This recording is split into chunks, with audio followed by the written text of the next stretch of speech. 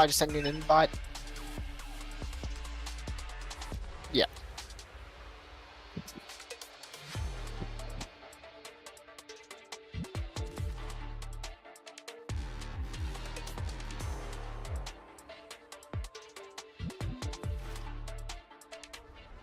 W streams on screen.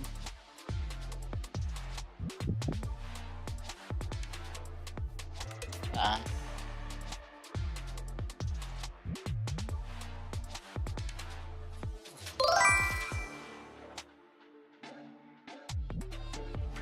Yep.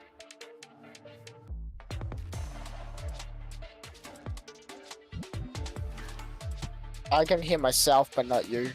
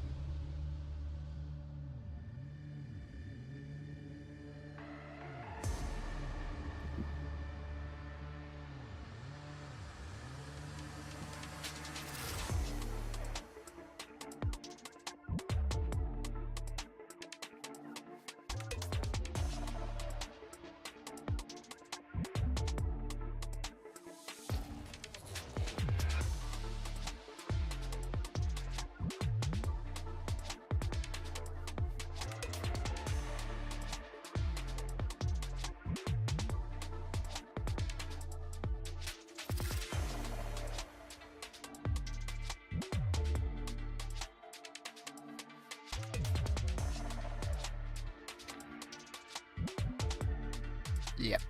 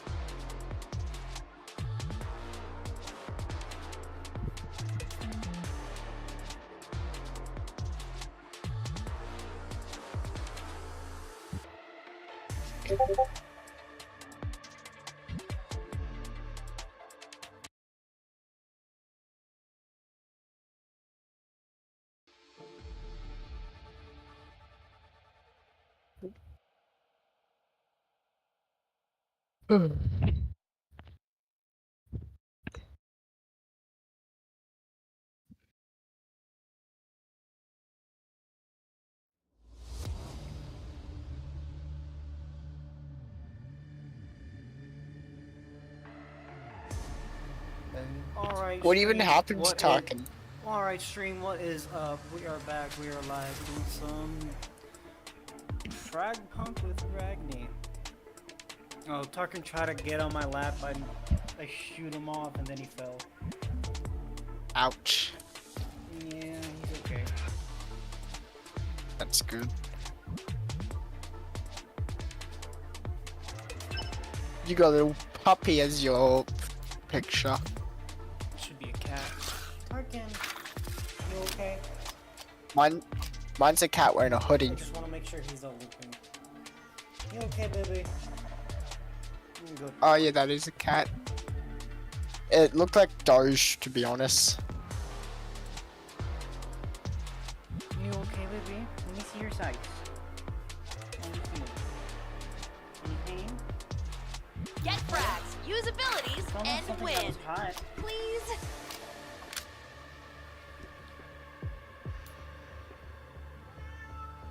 I see you. You're a good boy.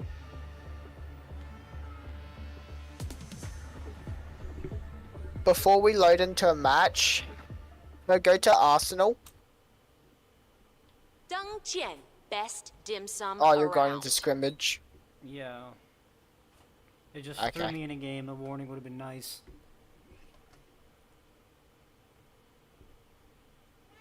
Hi. Scrimmage is a warm-up that you can voluntarily join in while waiting to be put into a game. Oh, okay. Yeah. That just straight sucked me in a game immediately. I was No. like, fucking really? Better not be one of It's these a free games. fall. Okay.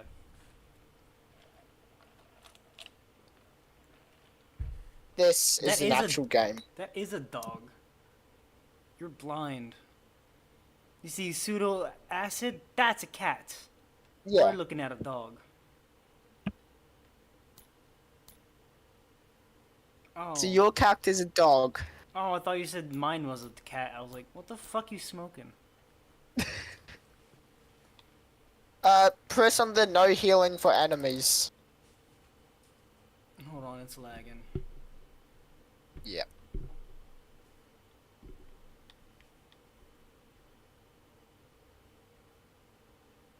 Damn, okay. Well, the enemies cannot reload. Dude, I think my game's frozen.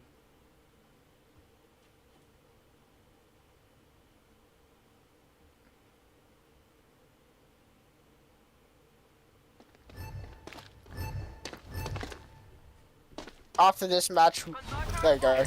After this, if you want, we can play on your servers. Please. Yeah, I'm down.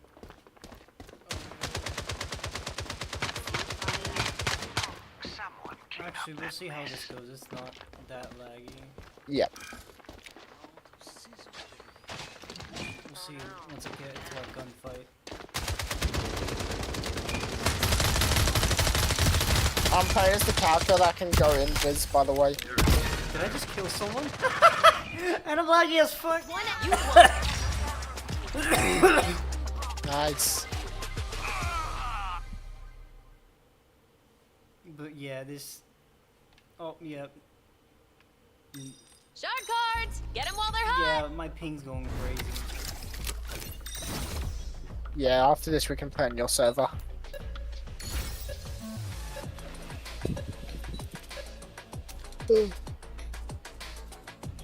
Okay, so if we kill an enemy, they will flashbang us. I was so laggy I couldn't even pick a card.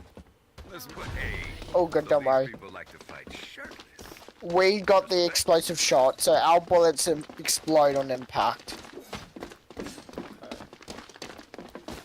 The enemies, they can use a flashbang when they die. I'll be mindful. I'll just start spraying and praying because my bullets go boom. Yep. Someone right here.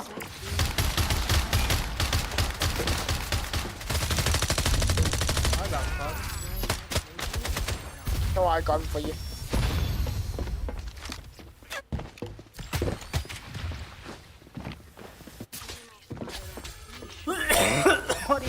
that wall thing?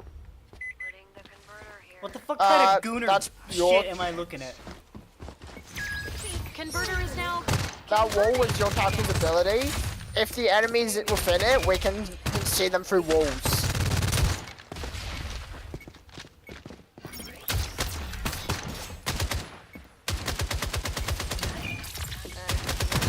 One enemy still standing. Quad.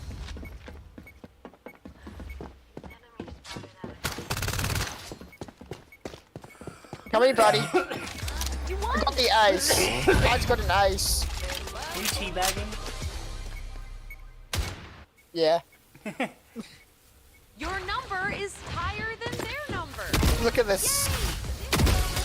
Oh, that was your death there.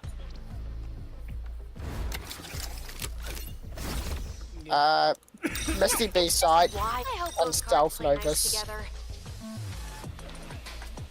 Yeah, I just got an ace right there. Let's go. A whole hand is in play. I couldn't even pick a primary weapon. Who's ready to Oh, you can still do it. Press H. I'm on my controller. Okay. I don't know what it is on controller. It should tell you. Oh, yeah, it's telling me. Yeah, you can change your weapons until pull the thing. Oh my god.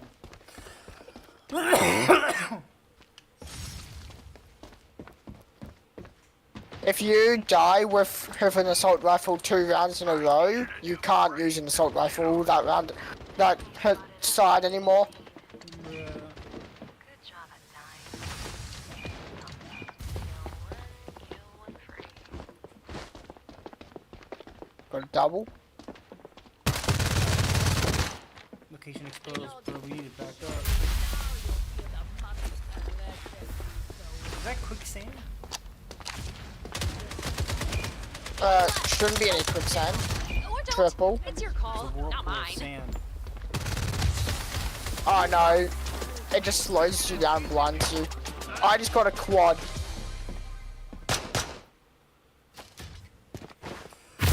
This is me right here.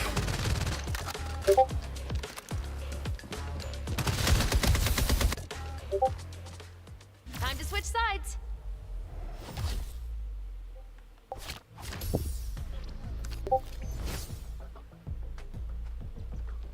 Go to Ironhead and cure shot. It's a low Is there speed. anything cards can't do? Yep, okay. You said, wait, hold on. Ironhead and Cure Shot. Yeah, Ironhead to the field ops, just to cure shot. Yeah, let's. Okay, we were just too late to get it. Let's win this game. This question is, Match do points we and beat 'em the defense same takes way the We're lead. now Good for you. defense. Sit up.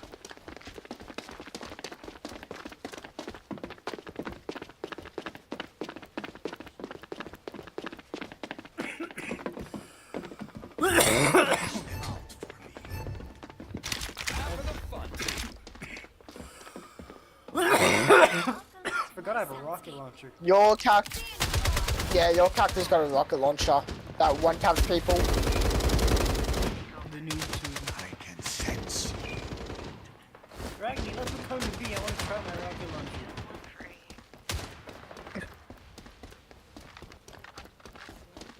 Oh, it's over here. Yeah. One left. Hunt them down. Or don't. He's mine. It's your call, not mine. You want him?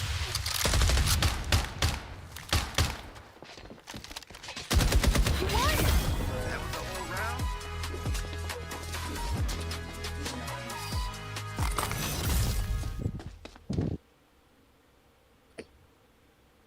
That was easy.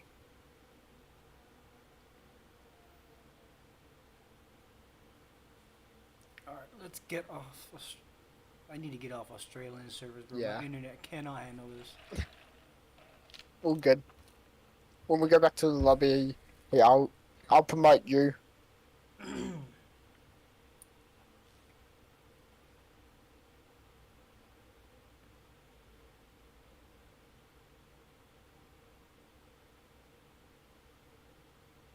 This reminds me of Rogue Company.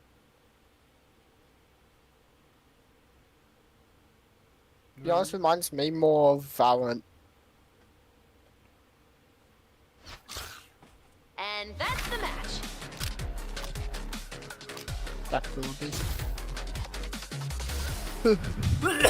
Lord Nihilus. I just made you the leader.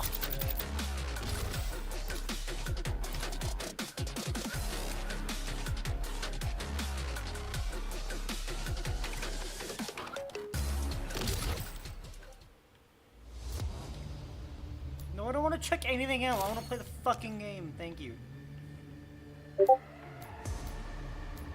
Yeah, when you unlock something new, it shows you that.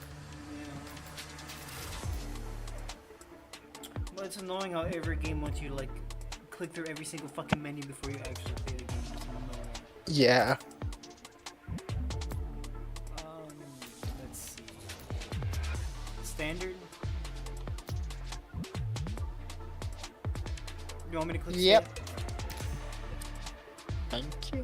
Get frags, use abilities, countdown commencing. Get ready to ramble. Oh, rumble, sorry. I went 15 and 0. Oh my god. Diet Dr. Pepper. Outpost, Oh where my old God. meets new. Born Defiance. Shut Elephant.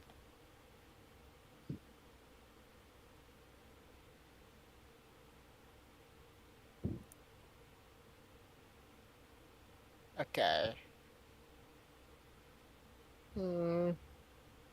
Let's do expose all enemies. If it loads. You're still not loaded. No. Ah. I'm currently on 200 ping. I'll tell Agan to shut the fuck up.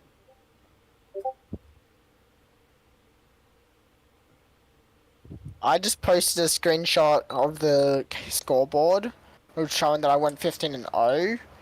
And then he just says it's not funny at this point. I saw. I can read. Didn't think it popped up for you. Yes, it lags out my PC every time someone talks in there. Ah. At least in this game's running. Ooh. Am I spectating? What the fuck is this? Shouldn't be spectating. Then why am I just walking around? You're not spectating, no. But I'm really fucking lagging. Can you take over the right stream or something? Yeah, I am. For some reason, you're at 100 ping. And I'm at 200. I'm not. This is gonna constantly run like this. I'm not gonna play this game. Oh, Damn. who am I gonna annihilate with Converter planted. I would have liked to pick my fucking.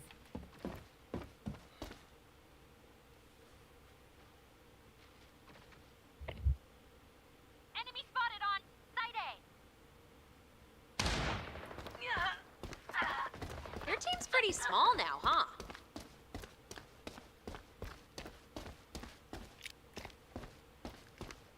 All over except for the last 20 seconds.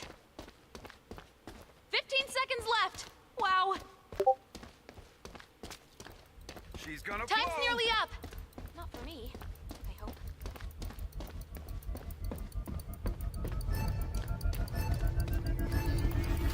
You lose, you learn. Ugh.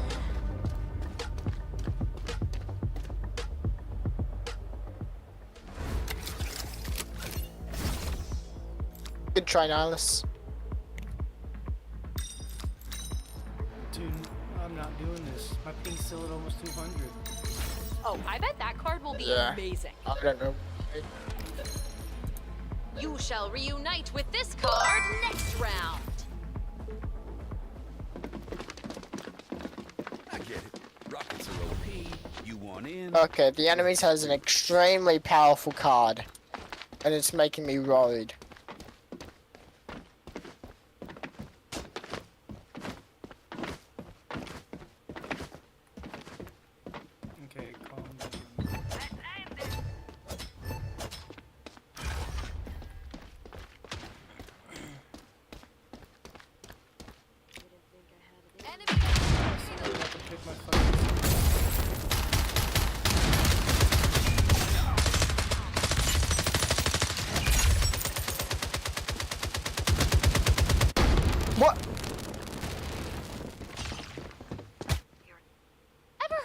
Enemy's army of one? That's your team.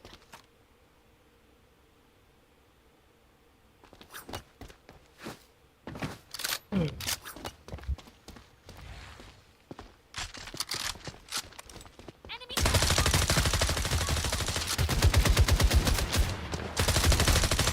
Oh no, you lost.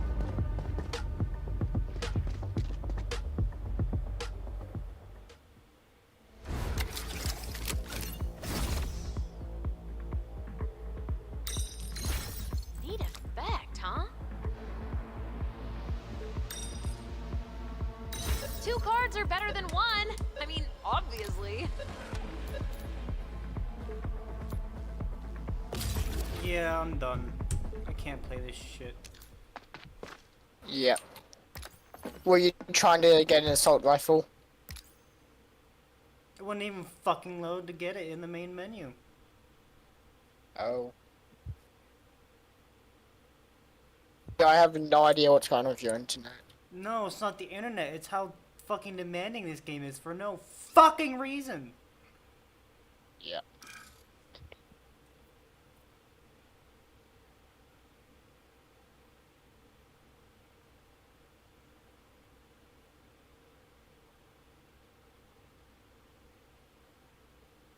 Like, Helldivers is less demanding in this game for my PC. Like, the fuck? This is just a cartoon fucking game.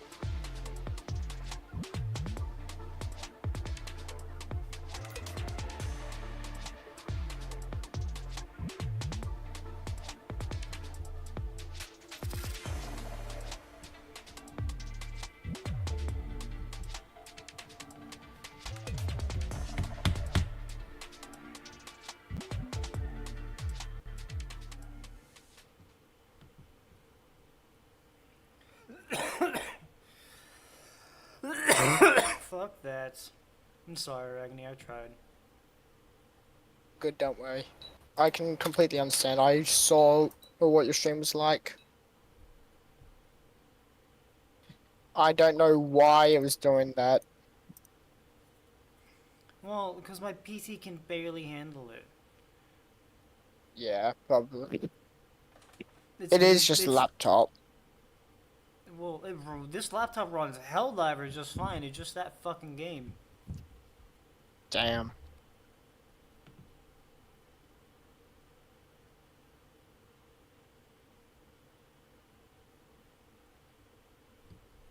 Speaking of, I want to see how Helldivers streams No. with my lowest settings.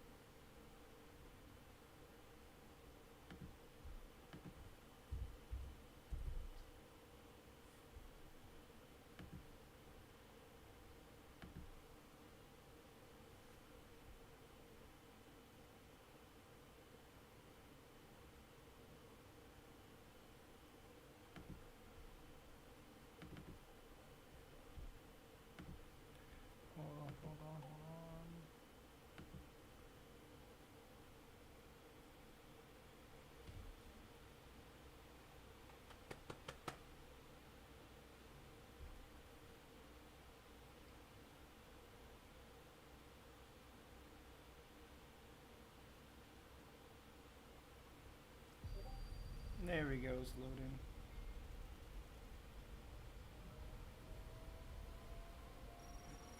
You still there, Agni?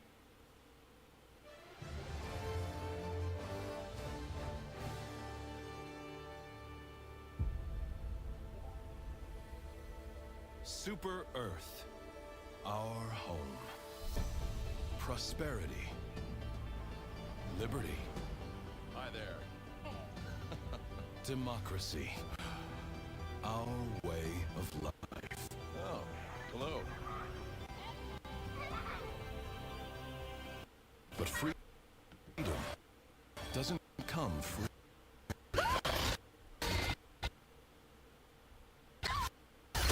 No! Sweet liberty! No!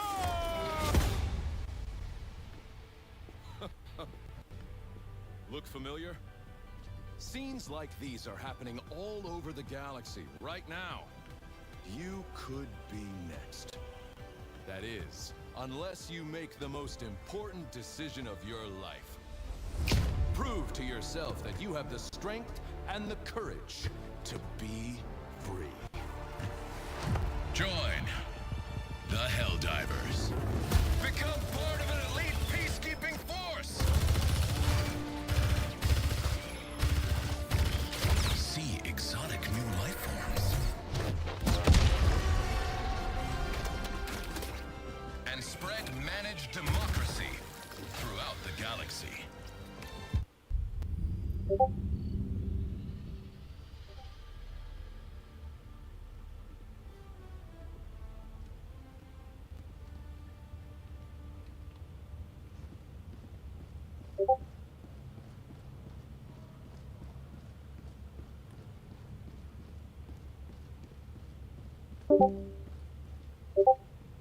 Bruh.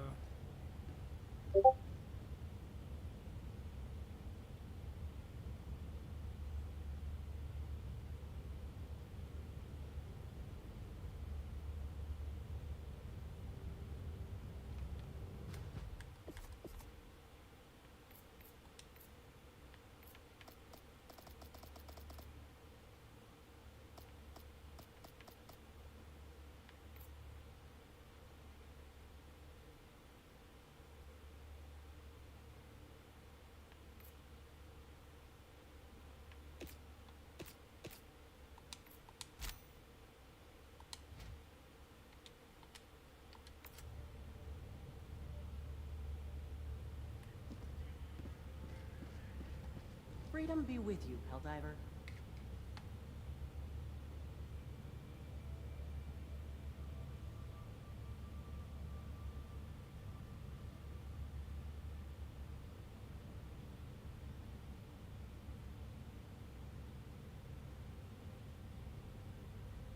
Okay, bet.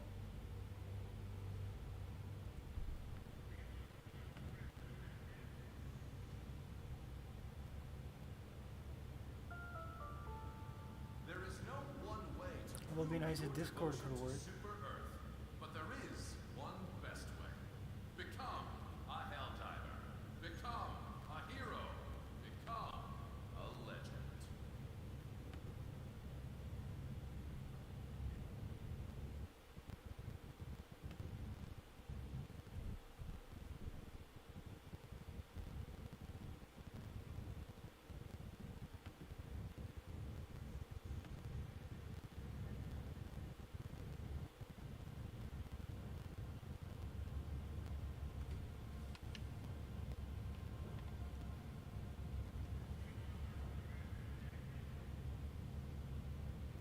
Hold up, stream, give me a minute, I'm loading Discord.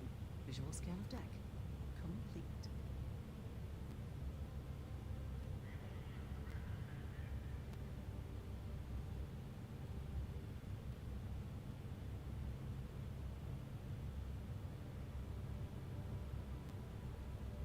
Oh, Ragni left.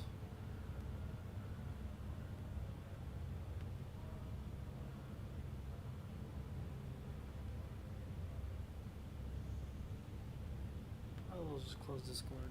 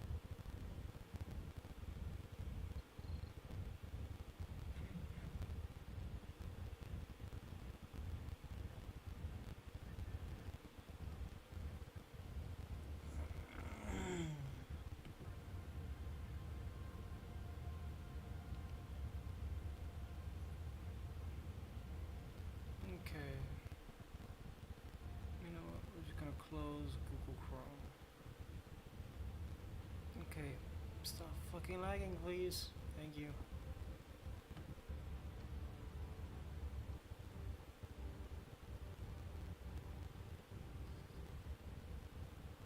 It's not gonna want to close. Of course it's not gonna want to fucking close.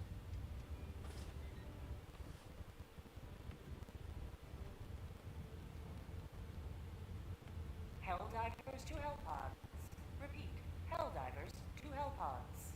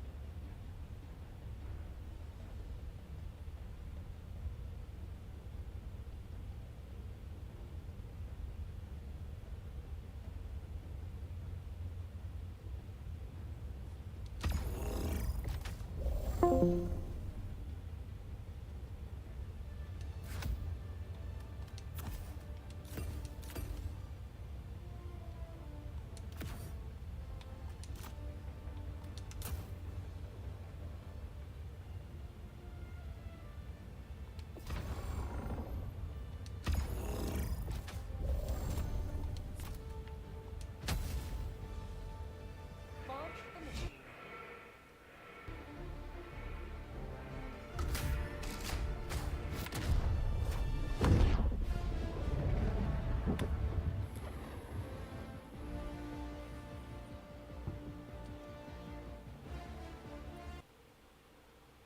Come on.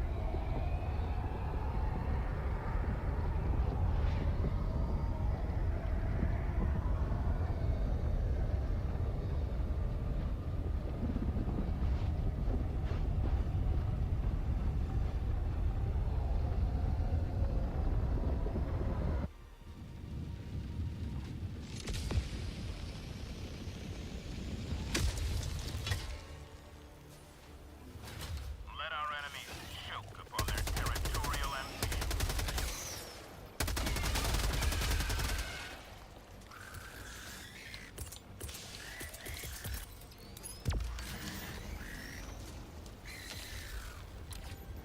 Bug breacher ready.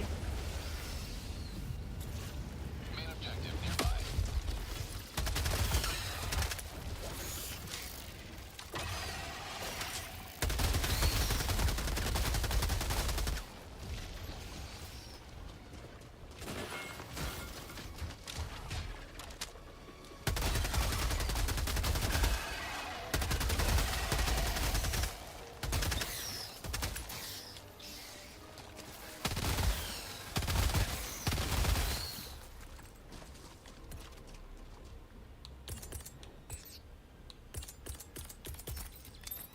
Sending down support weapon.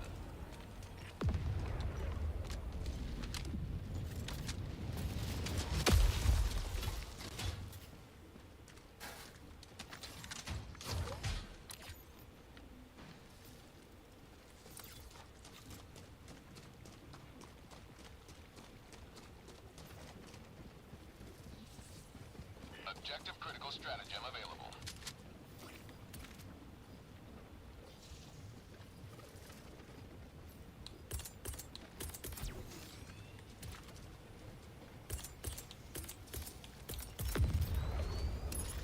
Deploying weapon emplacement.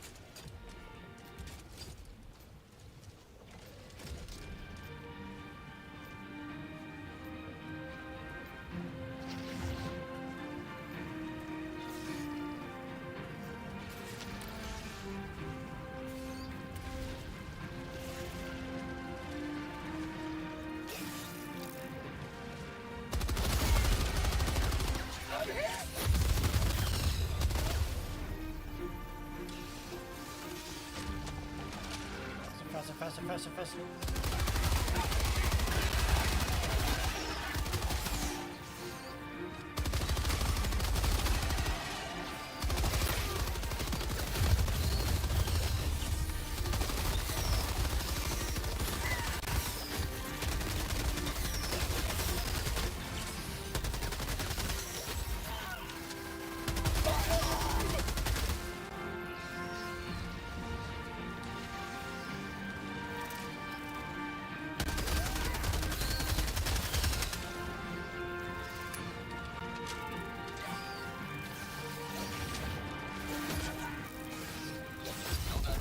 I fucking dived. Request approved. Reinforcements have been launched.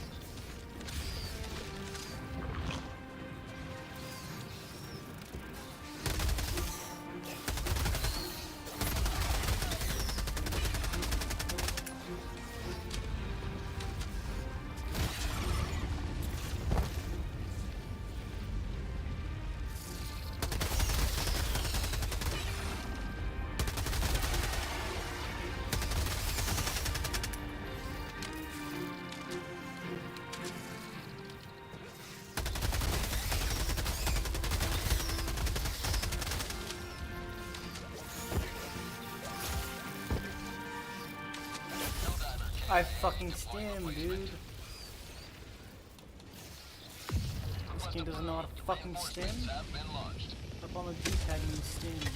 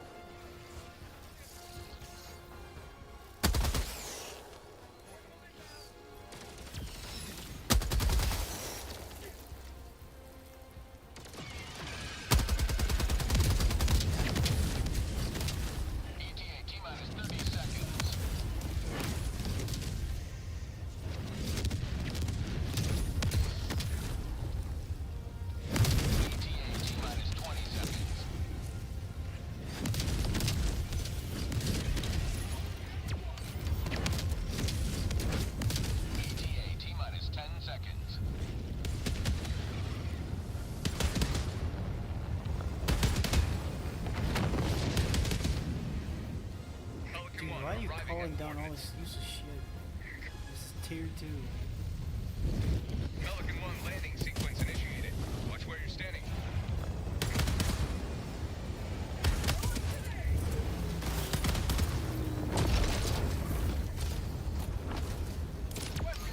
Countdown initiated. Stand by for takeoff.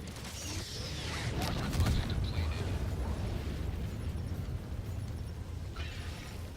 Extraction complete. Pelican 1 beginning ascent.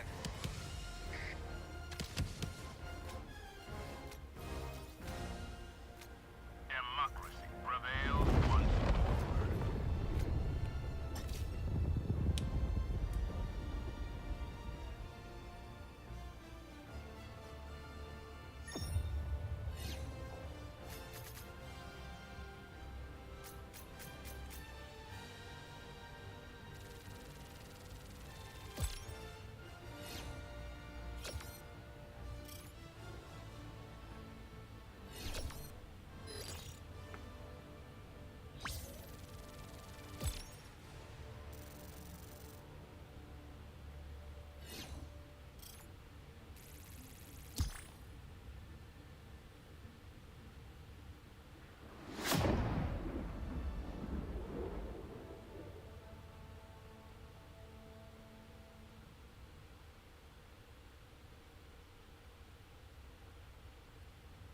Priority alert.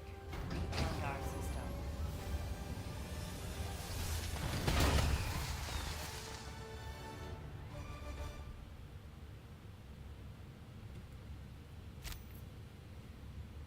Another victory for the Terminate Scourge. Welcome aboard, Helldiver.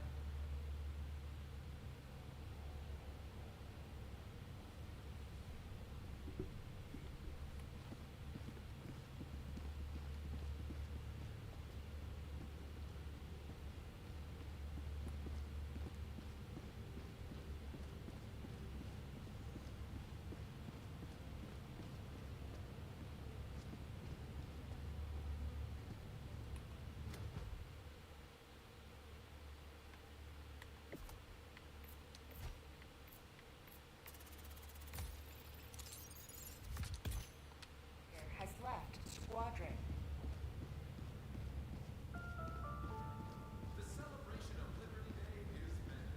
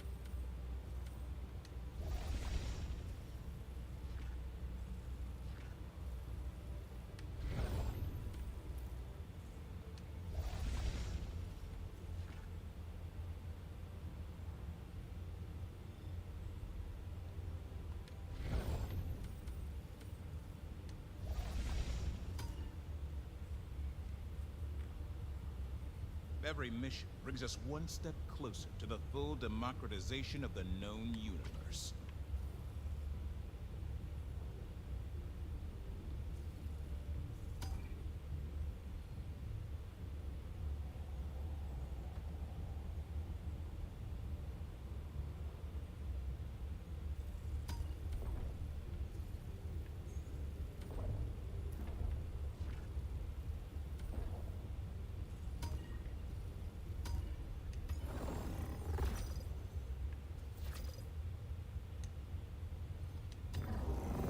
operation proceeds smoothly. Initiating FTL jump to the Boar Rock system.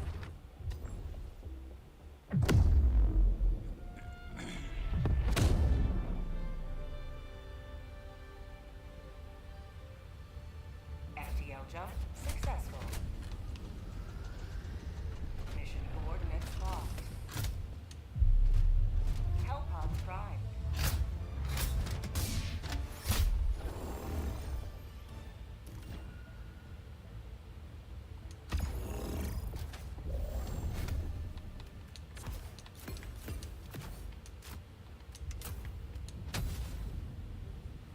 Hellpod launch initiated.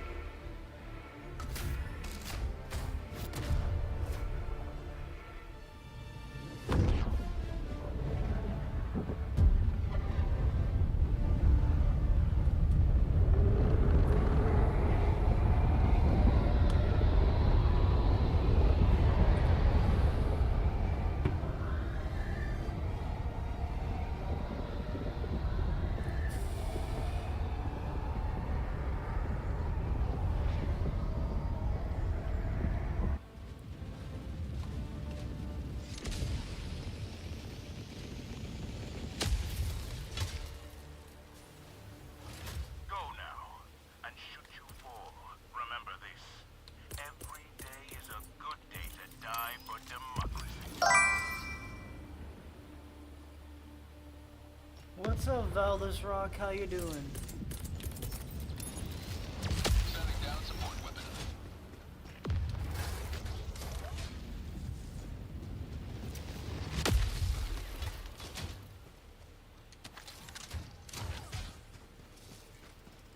Main objective nearby.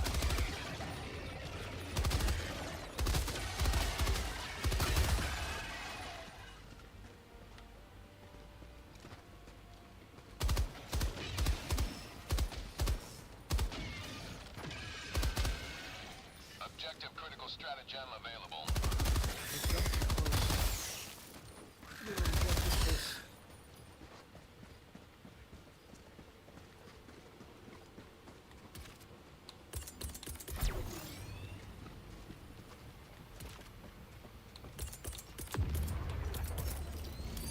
Weapon emplacement on its way.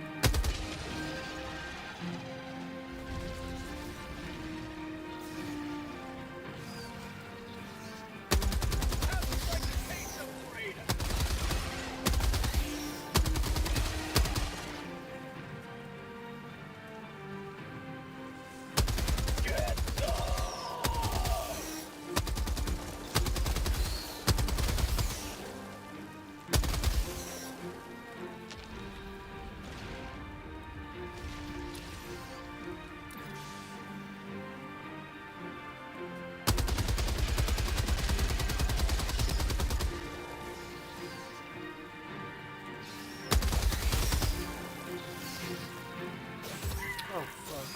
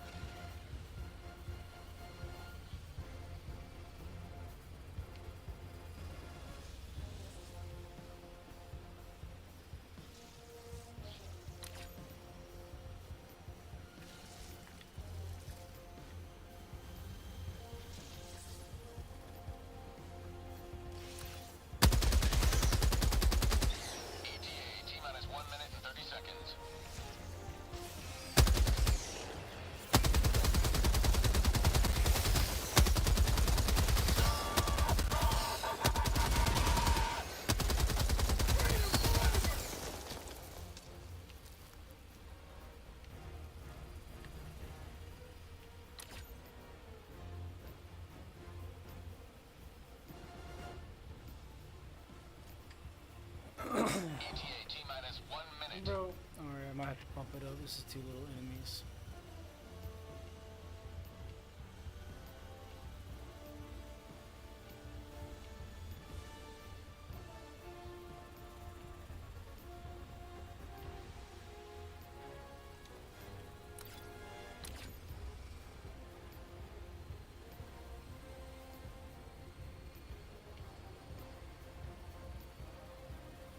ETA T-minus 30 seconds.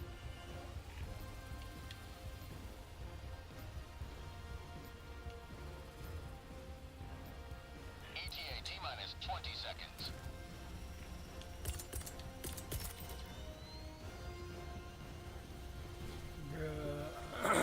ETA T-minus 10 seconds. Oh, I Clear didn't see landing this zone. one.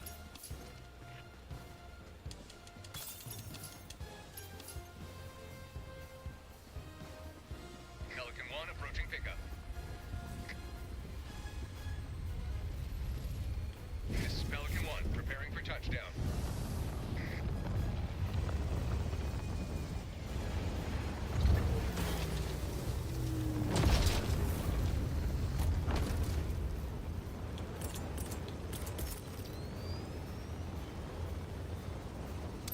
Unleashing democracy. Extraction complete. Pelican 1 beginning ascent.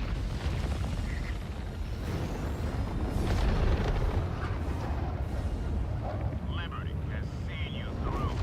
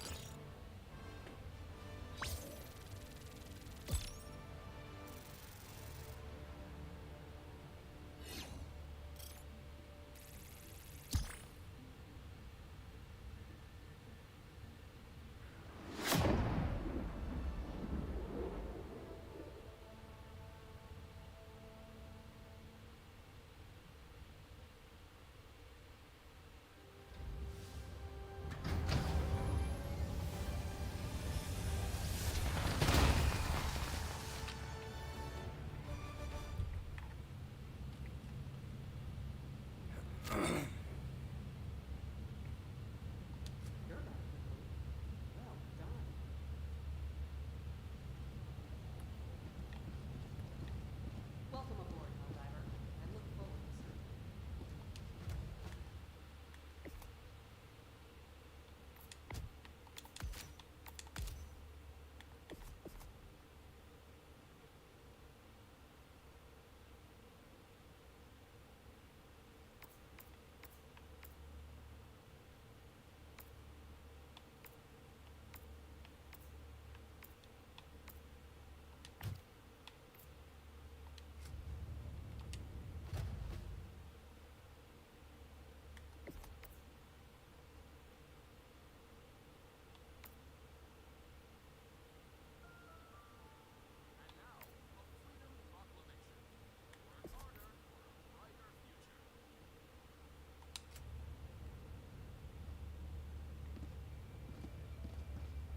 The hour of our next victory rapidly approaches. Let us cleanse the galaxy of alien scum.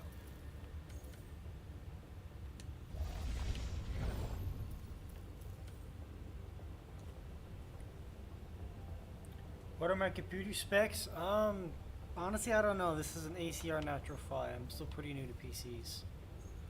I have my graphics on the lowest they can go so I can stream this.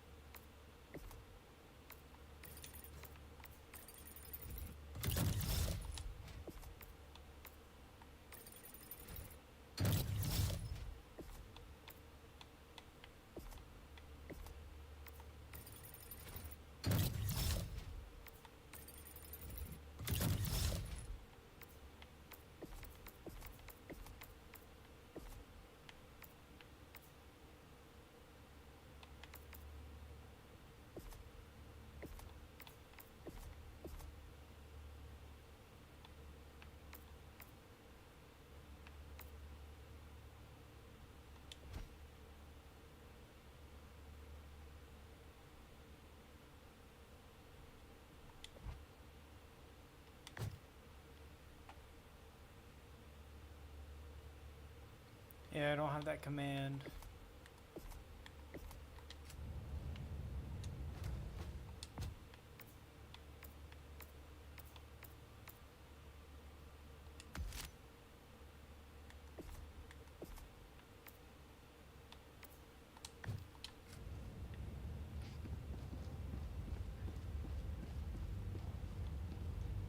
Choose where to join your fellows in righteous liberation.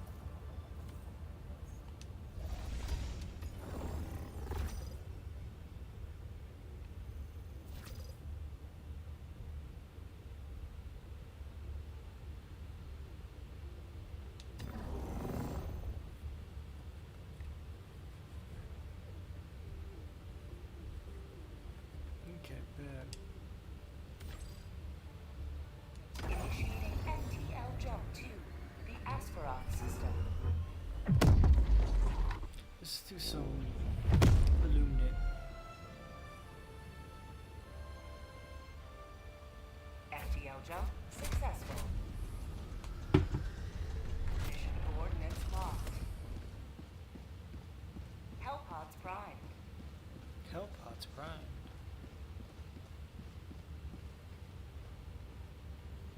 I'm ready to go? Yeah, I'm ready to go. No, we're at 4 viewers. That's what's up. What's up, y'all?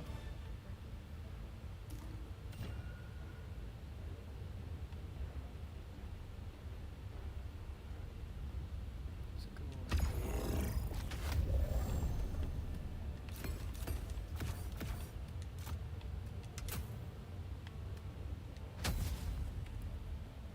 Launch initiated.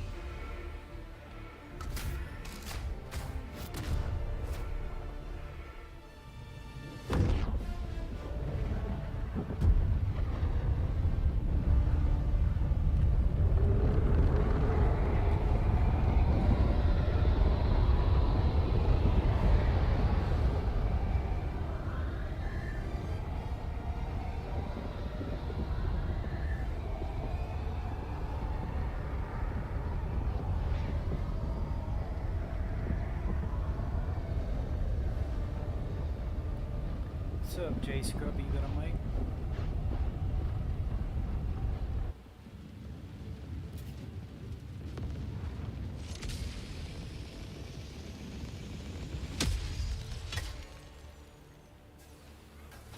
The fate of all humanity's children are in your hands. Do not let them fall.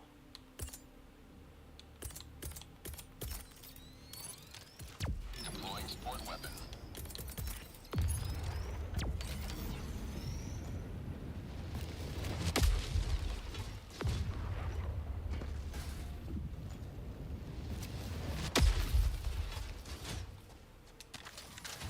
There's something here.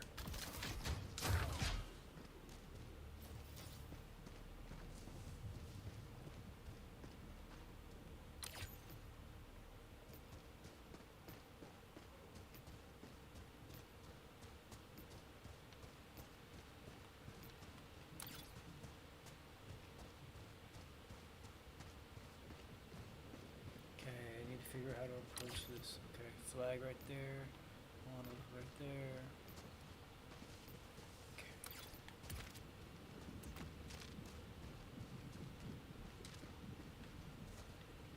Oh, fucking drones.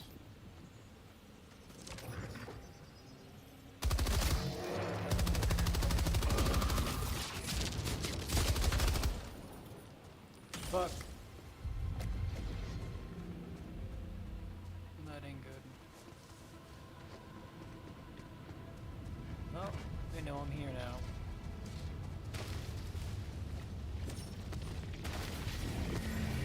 Oh my god.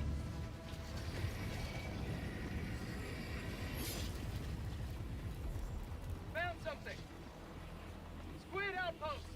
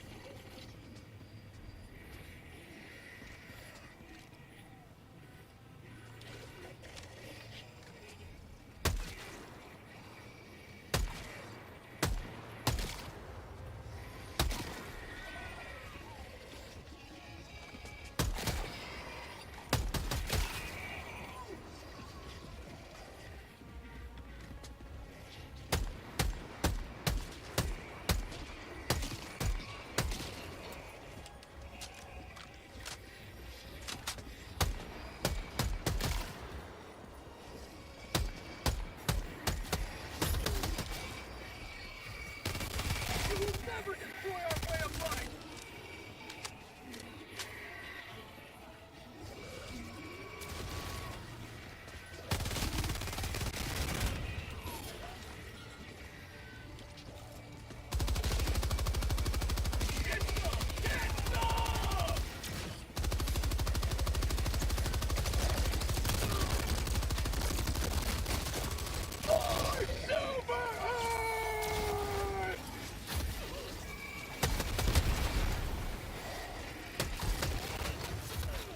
Holy fuck.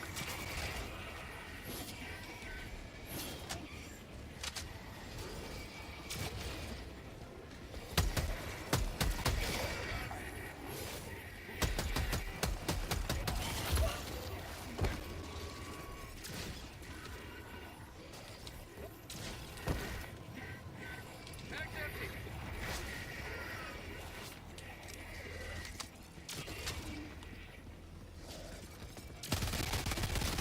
How'd you like a taste of freedom?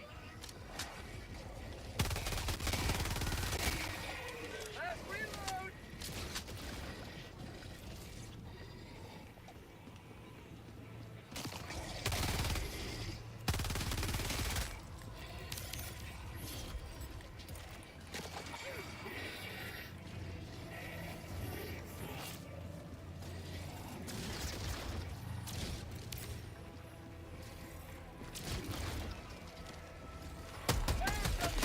Mag's empty!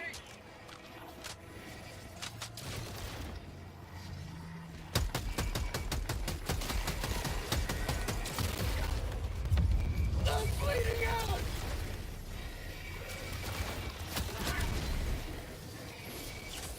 Not today!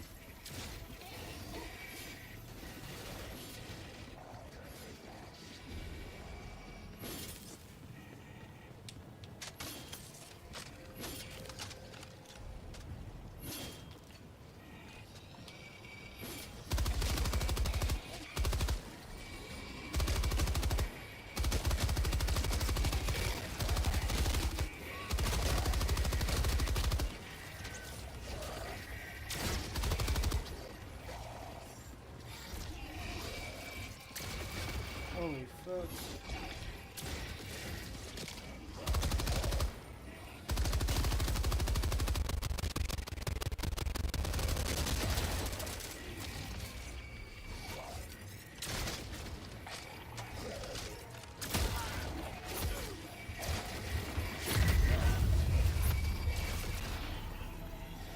How'd you like a taste of freedom?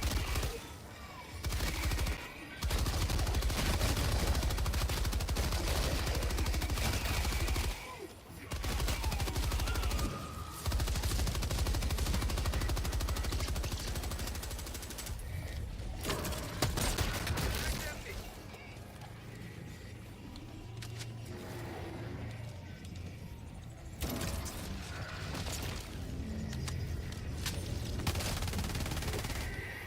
Oh shit, that ain't good.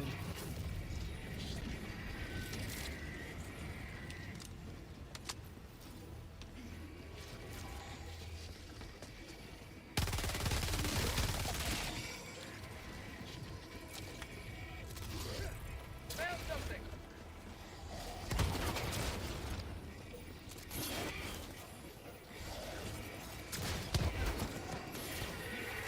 How about a nice cup of liver tea?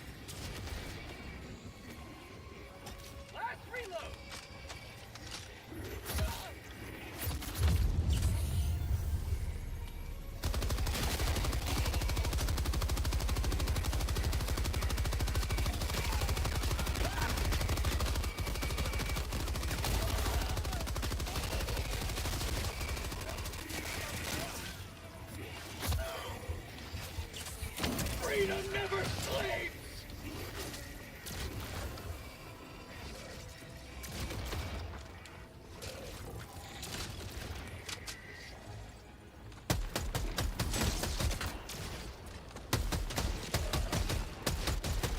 Mag's empty! Get some! Get some! Mag's empty! Objective near your position.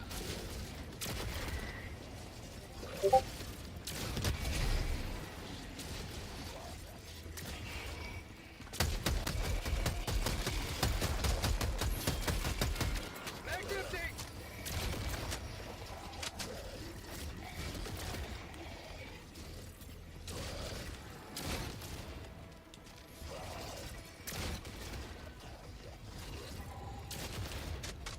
Mission at 30 minutes remaining.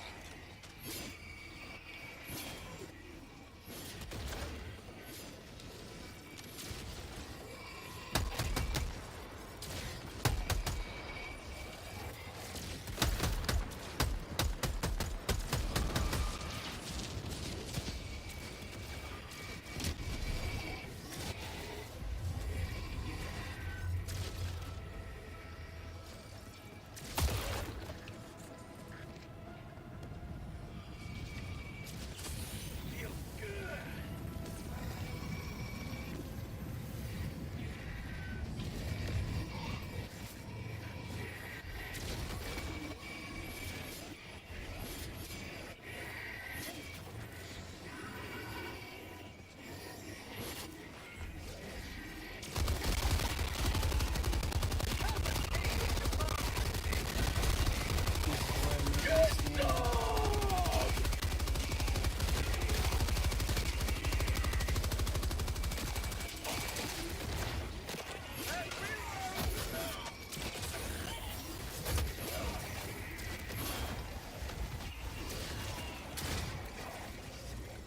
How'd you like the taste of freedom?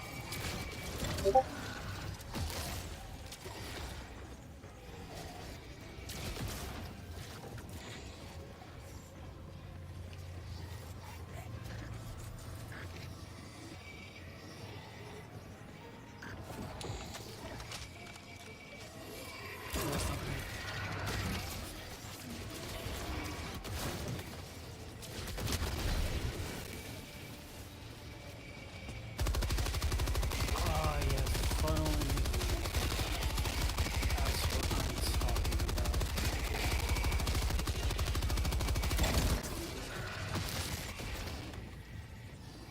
Have a taste of democracy!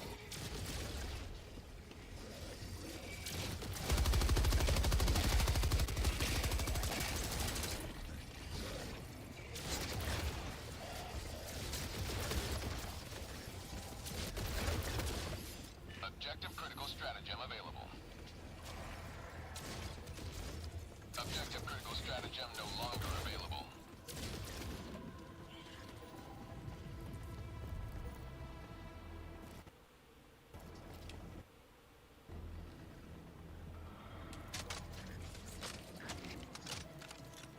Here they come.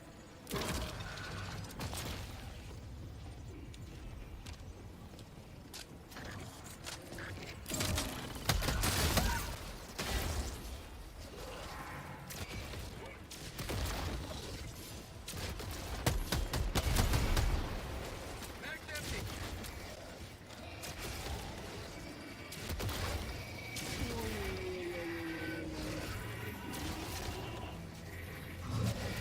You might be kind of fucked here.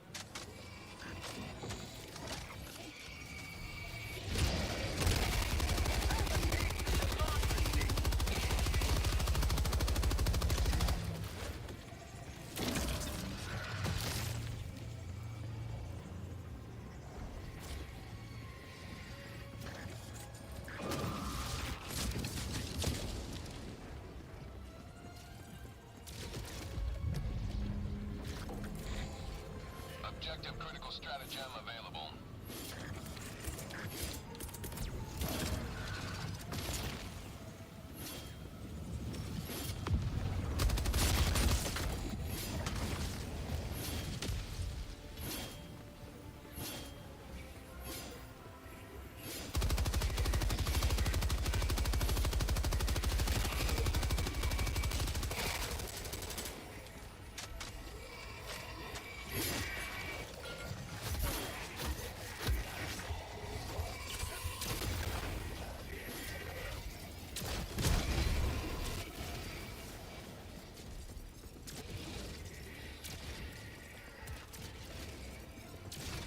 Found something!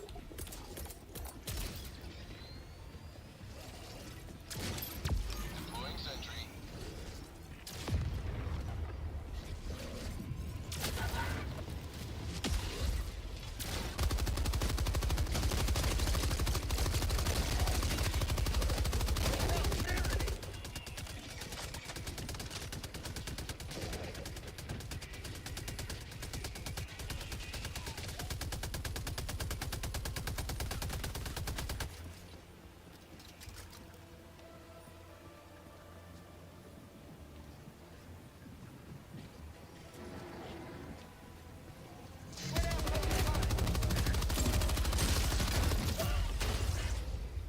I'm bleeding out!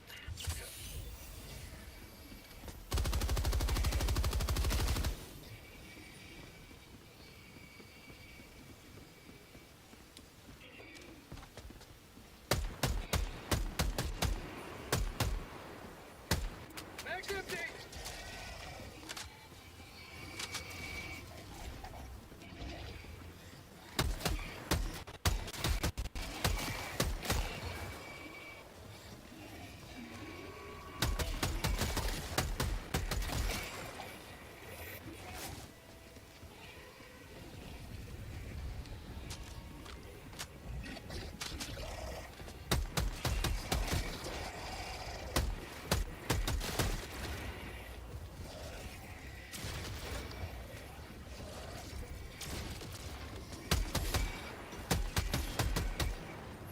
Mag's empty!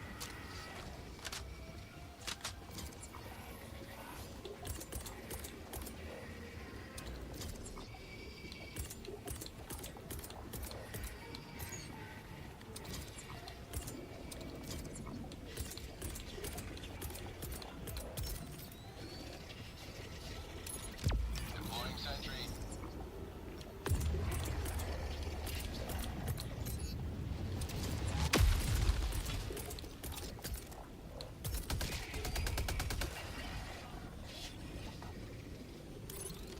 Weapon emplacement on its way. Mag's empty!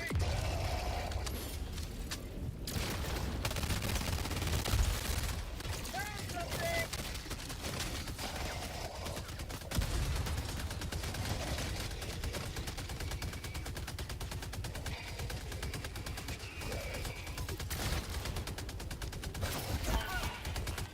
Oh, my leg! Helldiver KIA deploying replacement. Request approved. Reinforcements have been launched. Joining the fray. Oh my god.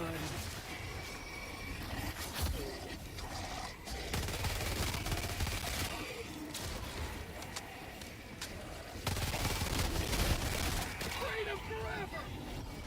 Found something!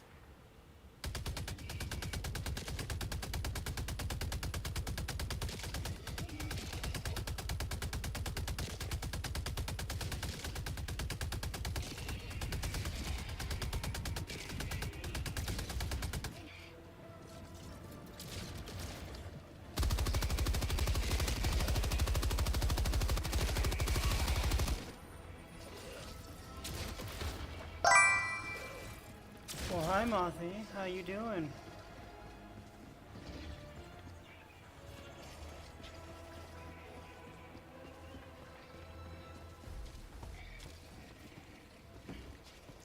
Last reload!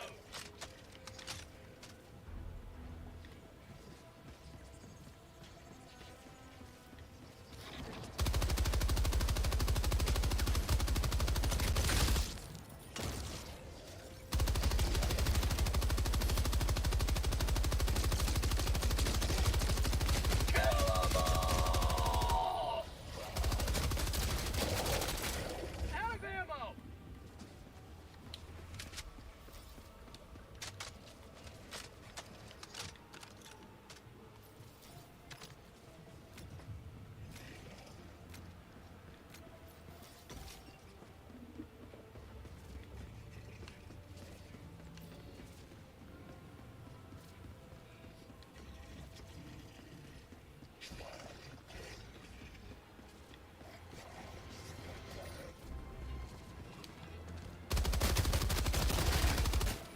Get fucked.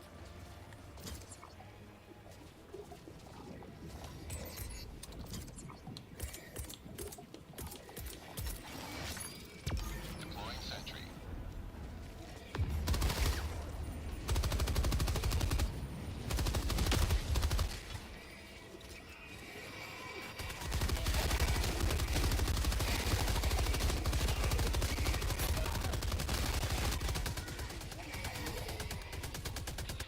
Last reload!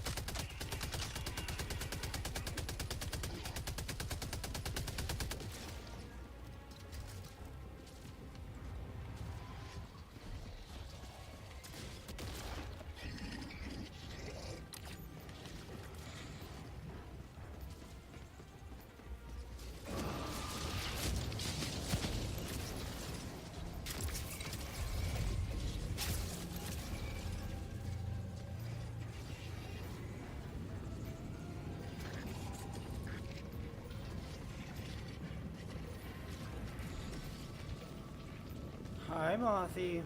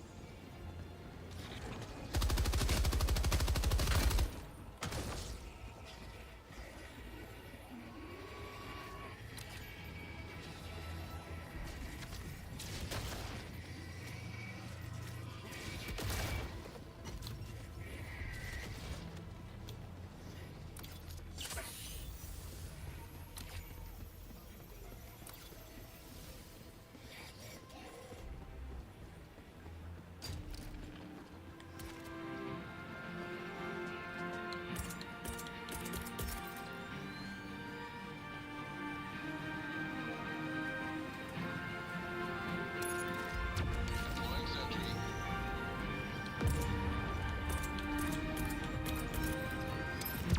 Deploying weapon emplacement.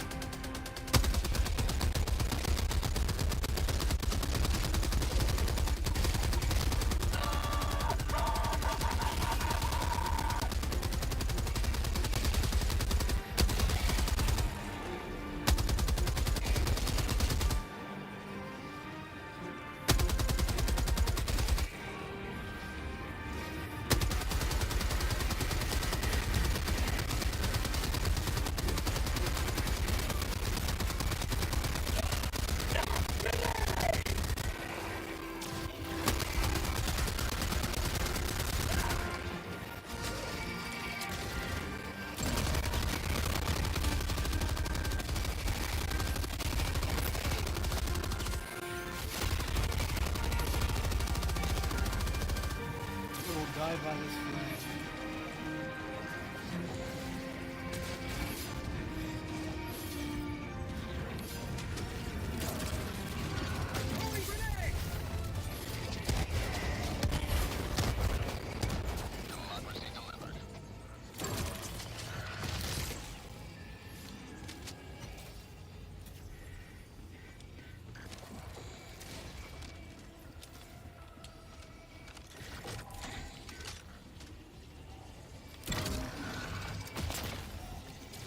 Good morning. I thought I said good morning.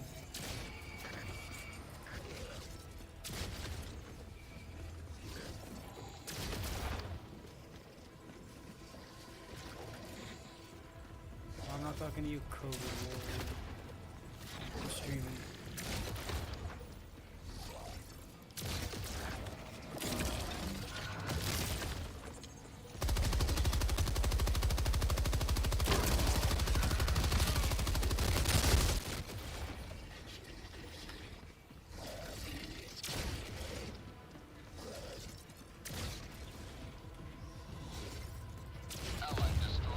Well, I've been busy streaming. I haven't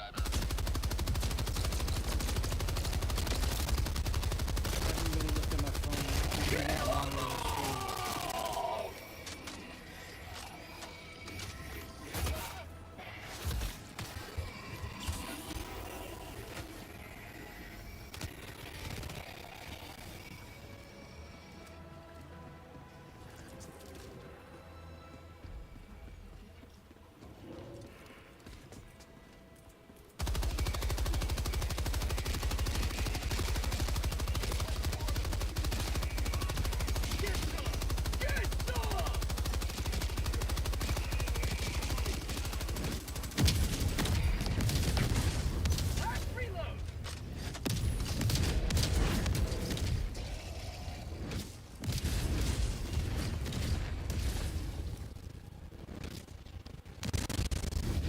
Do not do that shit again, dude. It lags my game out so hard.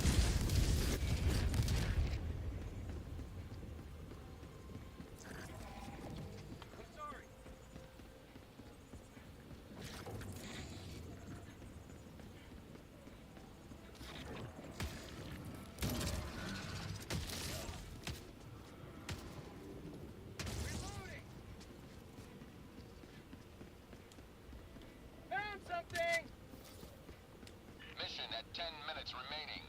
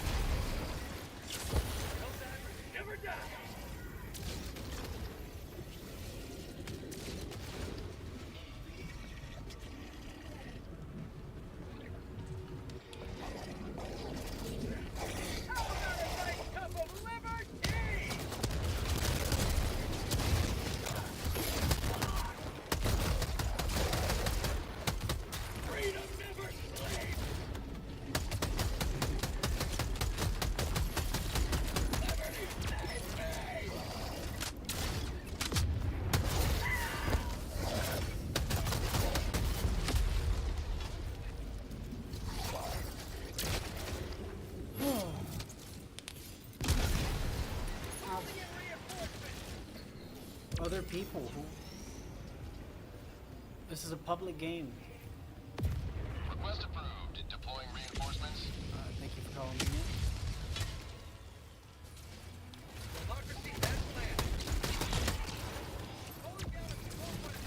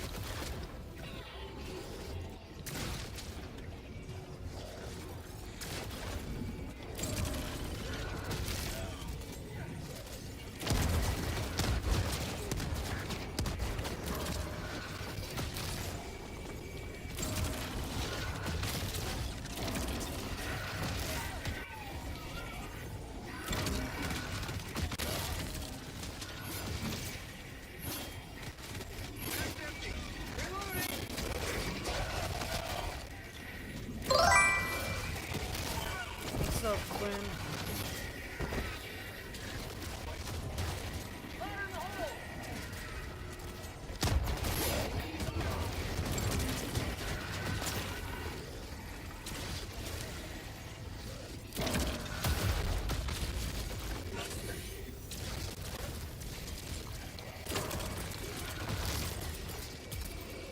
Calling down a sentry! 5 minutes left. We can't stay this low much longer, Helldiver. Reinforcing!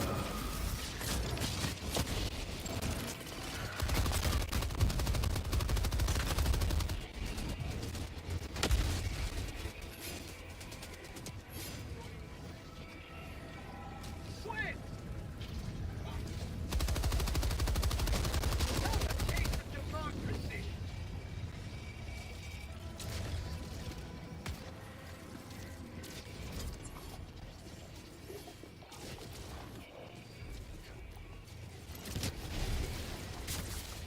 What you been up to, Quinn?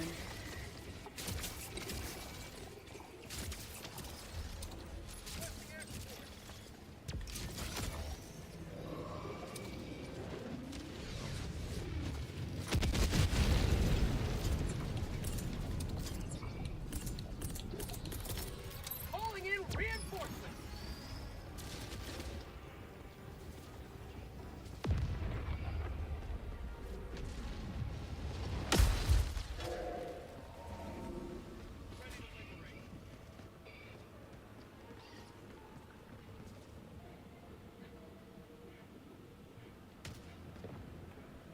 Yeah, my game's lagging.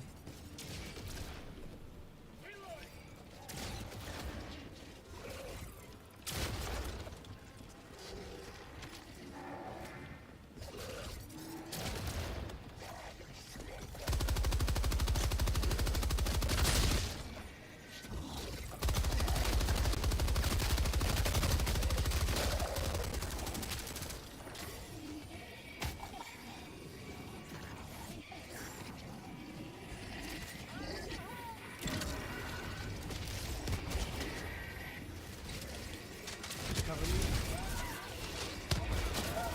I'm gonna drop a turret.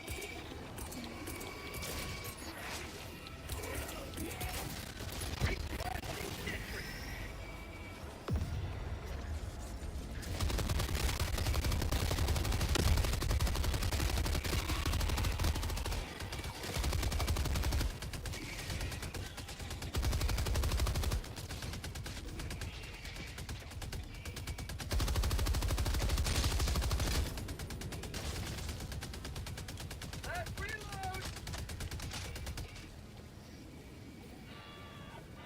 Active 15 all weekend. Storing souls. People that my house is packed. Nice.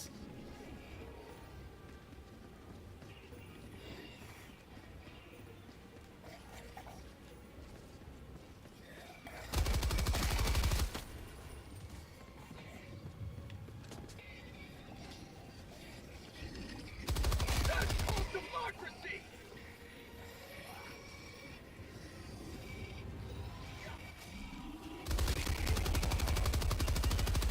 Dude, I obviously can't destroy the mono. You just gonna fucking follow me around?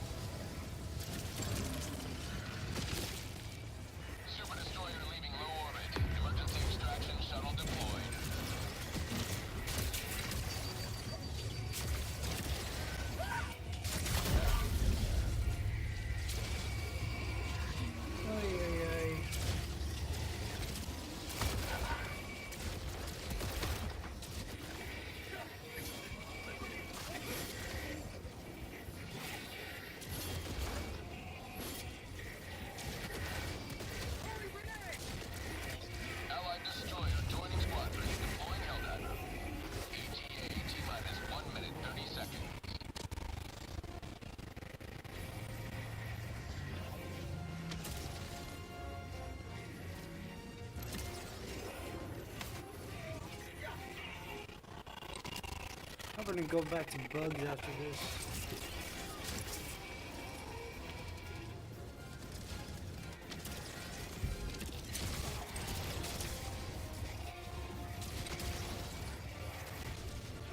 ETA T-minus 1 minute.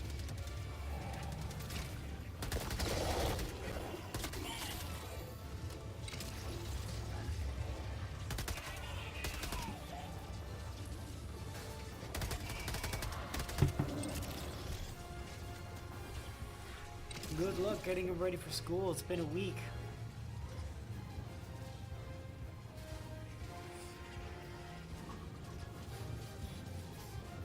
ETA T-minus 30 seconds.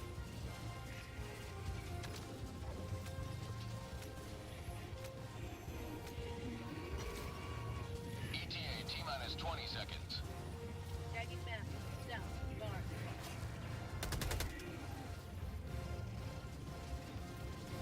ETA T-minus 10 seconds. Clear landing zone. Bruh. Liberty weeps, and democracy raises the sword of vengeance.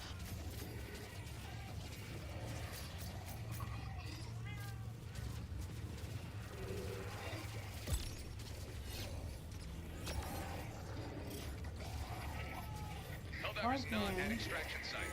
Pelican 1 landing aborted. Regaining altitude. Calling Ollie out of ABA 6. Okay.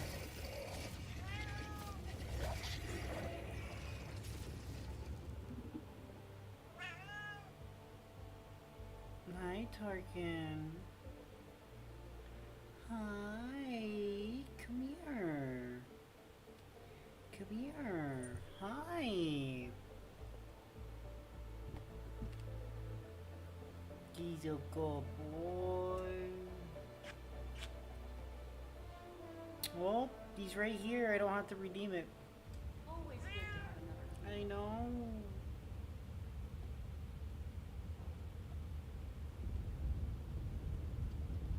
He's showing himself. You're a good boy. Democracy conference. Tarkin. Tarkin. Tarkin. Come here. Here he is.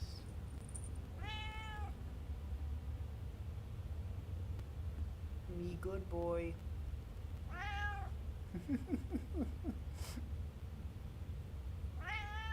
What?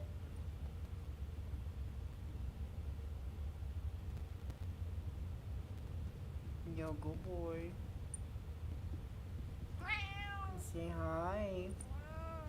Meow. Meow. You get mad. You love being held by Dad.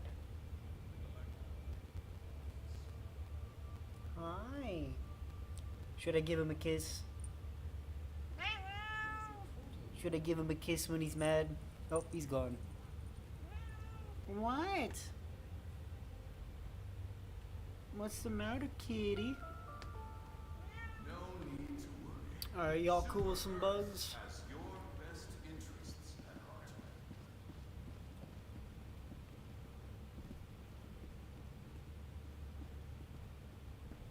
Take that as a yes.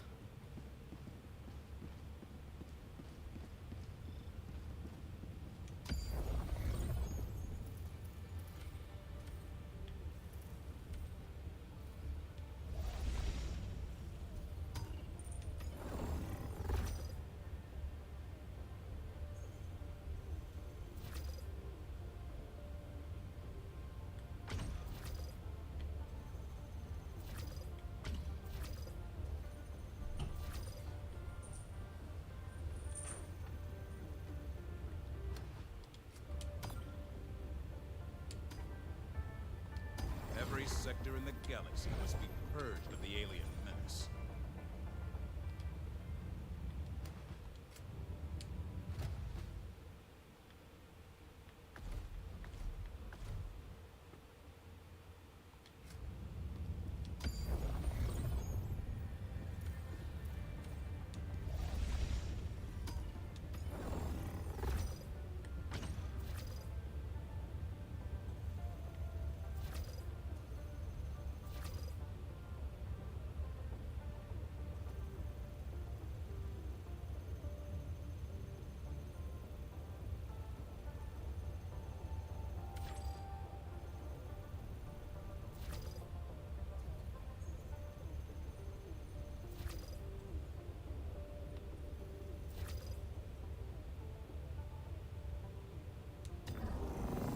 near operational completion.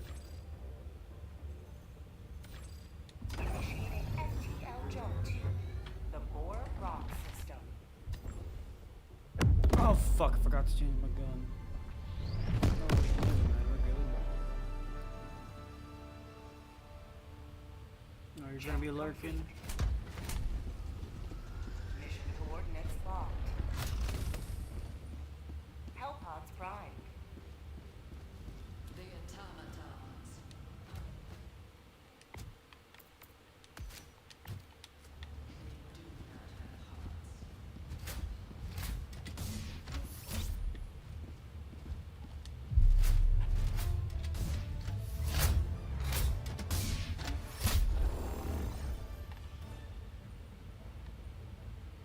Alright, where do you guys want to drop? Here? Okay. That works.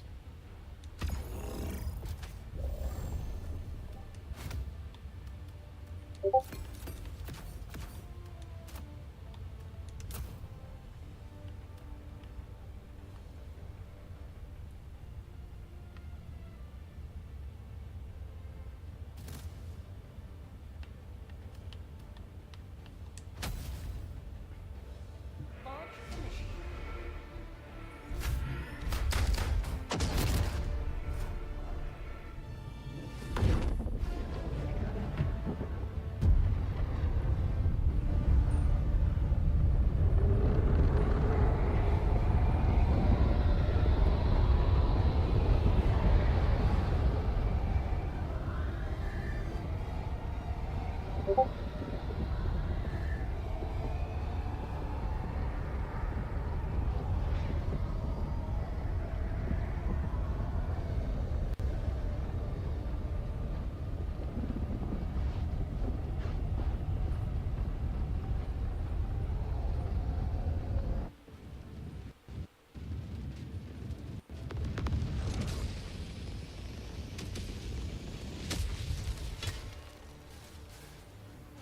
Today the light of liberty will grace Alright, the I'm skies calling of on this myself. world once more.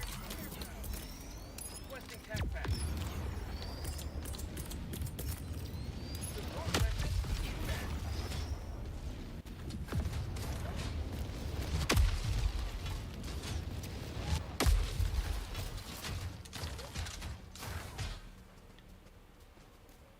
Alright, boys.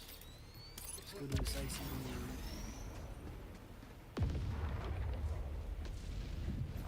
Oh, right, just calling down stuff. My bad. Alright, let's move. There's a patrol over here.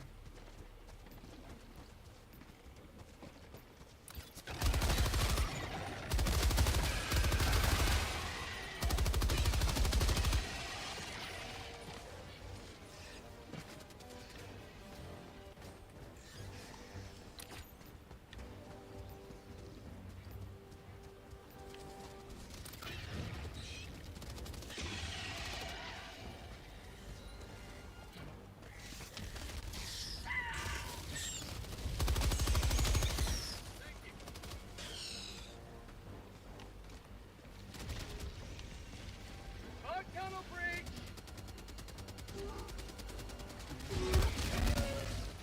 Oh shit, a charger. Okay, please.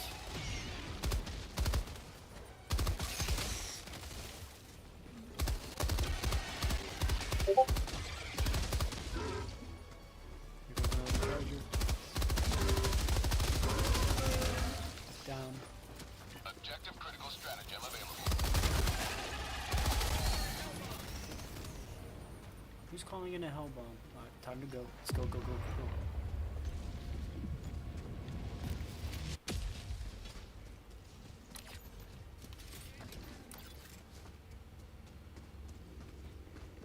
Hellbomb armed. Clear the area. Oh, I thought you already called it. Whoops. Alright, let's move. Follow me.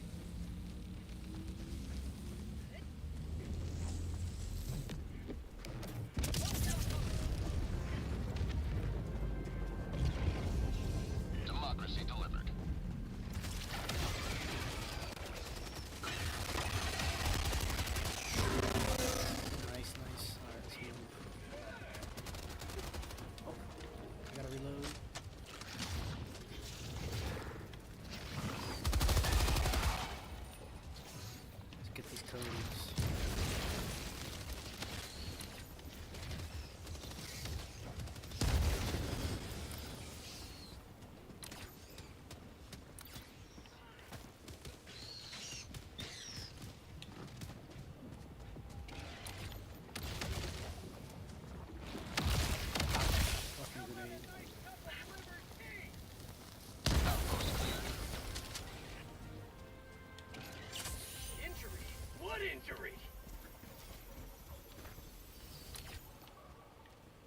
This way. Oh, there's bugs over here.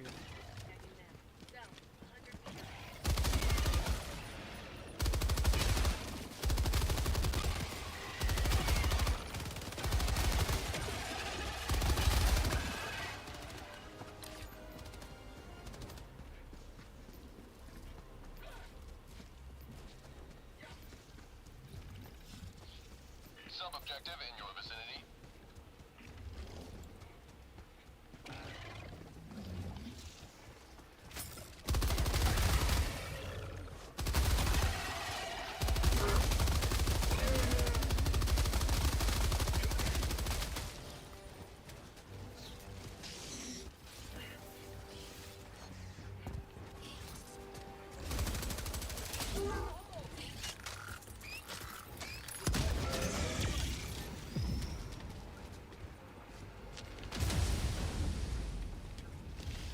I've got you.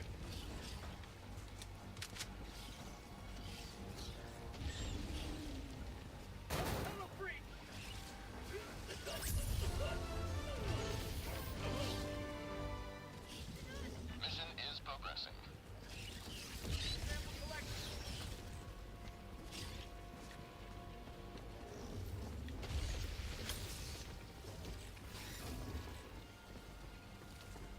Charger up here, charger up here.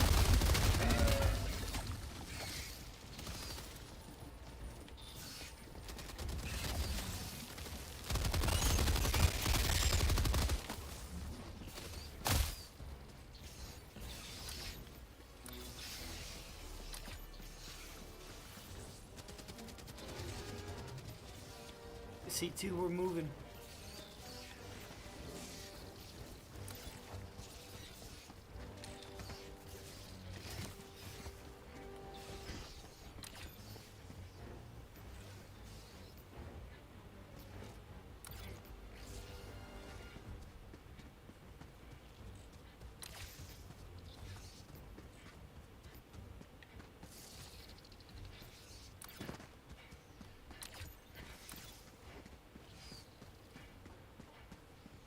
Gotta find a way past these walls. Calling down a sentry.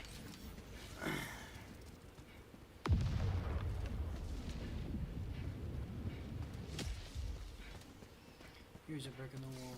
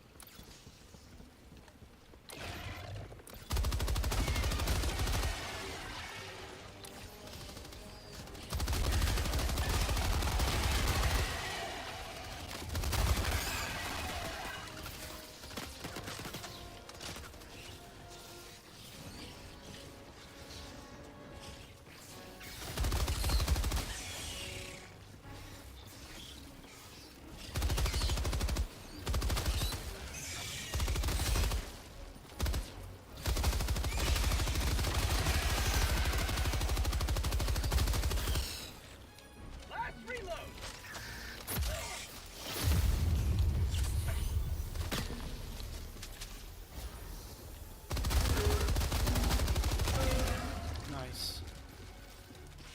Main objective near your position.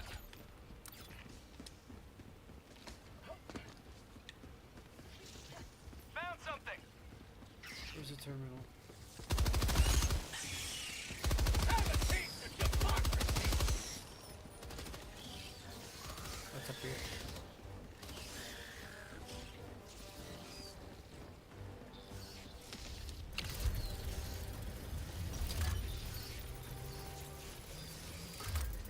There you are, C2. Engaging terminal.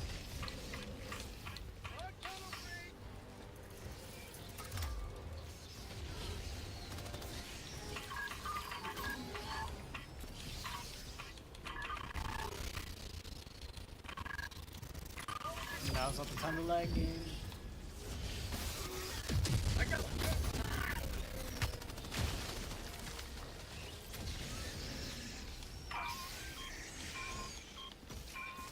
How do we disengage these walls?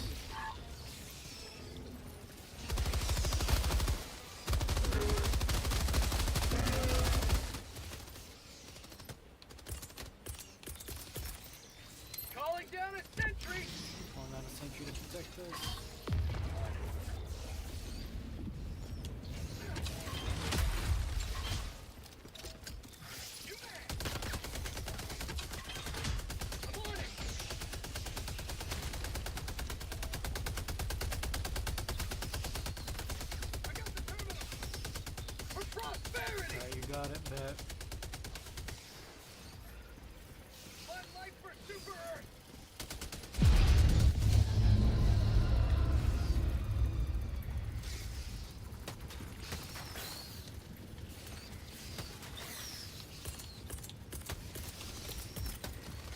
Requesting fortification!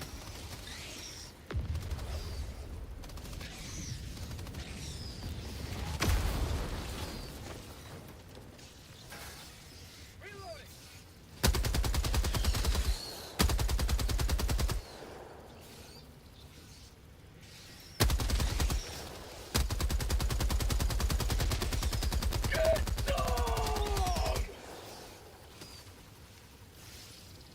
Right, we need to get out of here, bro.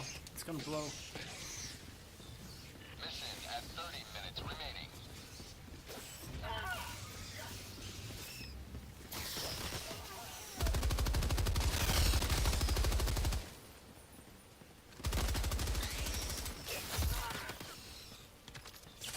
Helldivers never die.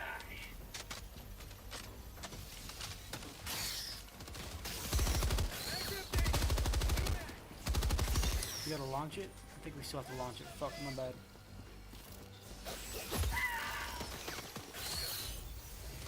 Or is it still rising?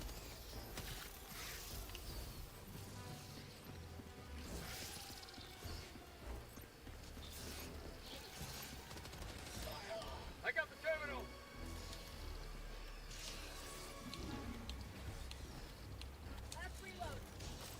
Engaging terminal.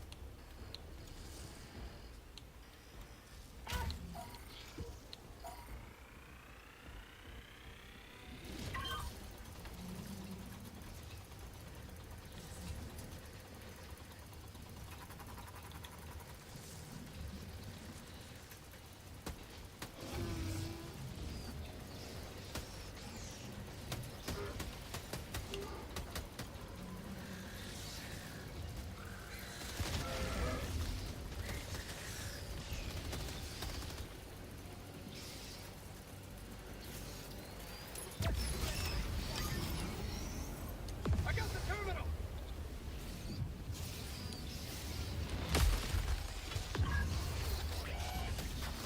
Go, go, go, go. Time to run. Shit.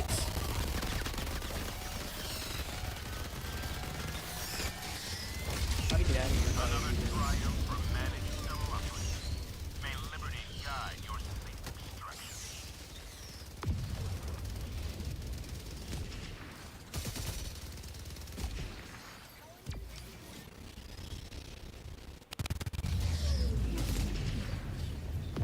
Request approved. Reinforcements on the way. Thank you, thank you. Joining the fray. Use this your stuff for my stuff. Yeah, this is a spot back.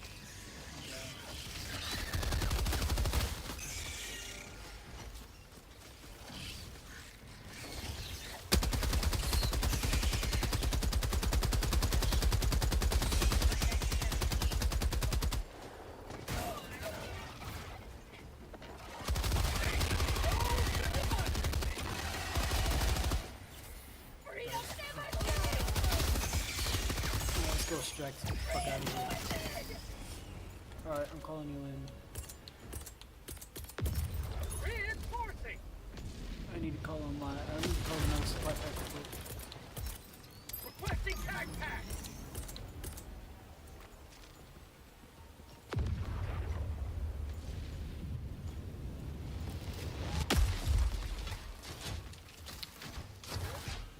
Alright, let's go strike, boys.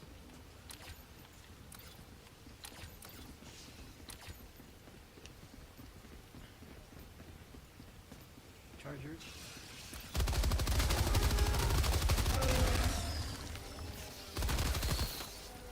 Found something. Almost shot you. My bad. Last reload.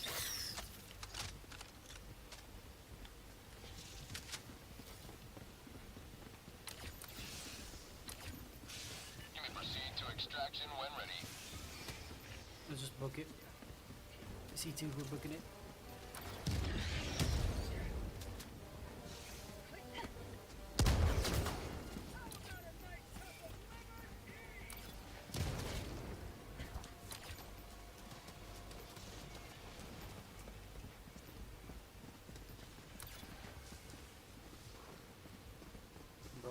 I slowed.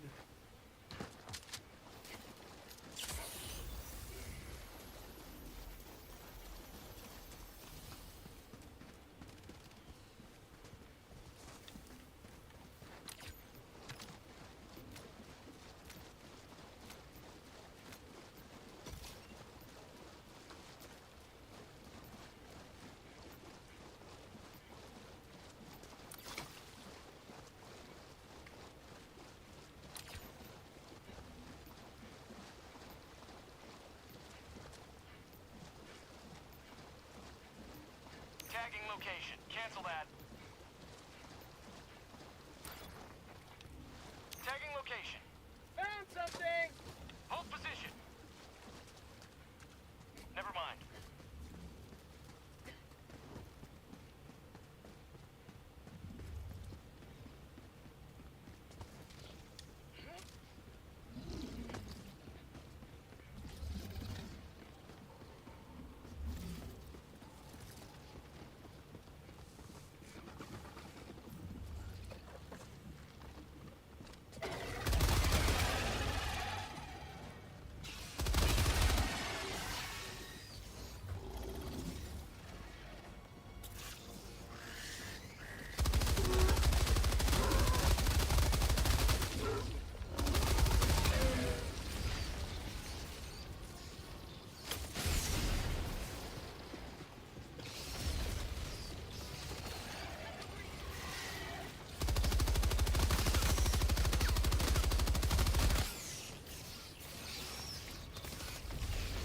Found something! Throwing grenade!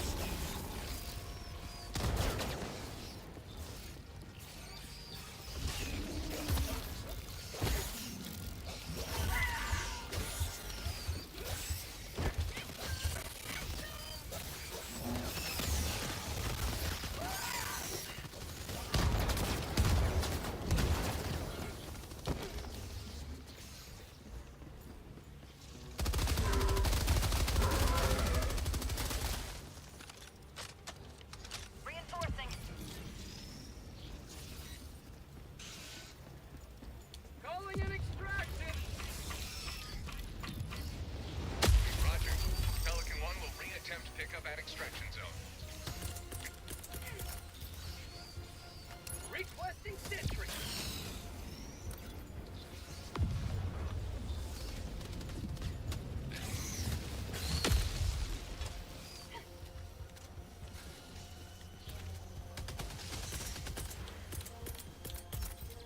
Calling down fortification!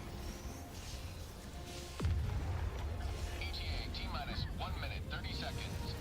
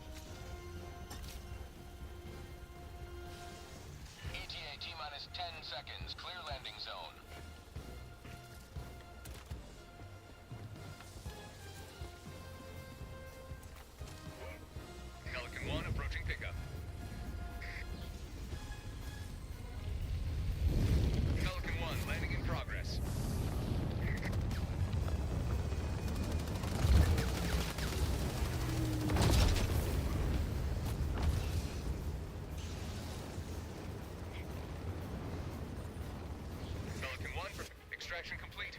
Pelican 1 beginning It's St. Patrick's Day right now? Nice.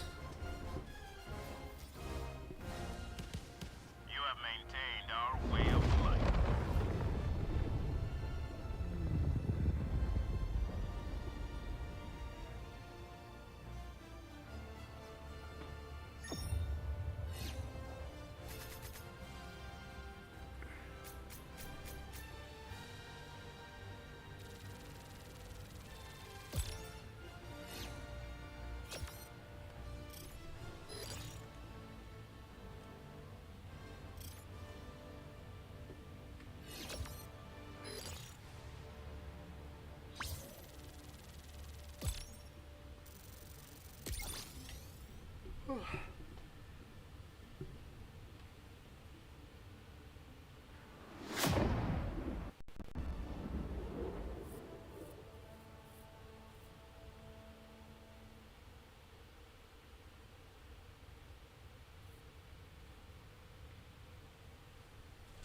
You even had your stream muted for 5 minutes?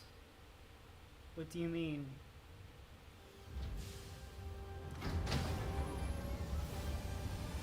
GG boys. Ugh.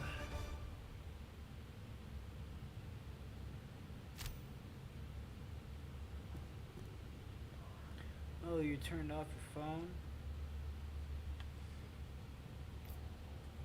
An unmitigated success. Aside from the below average sample collection,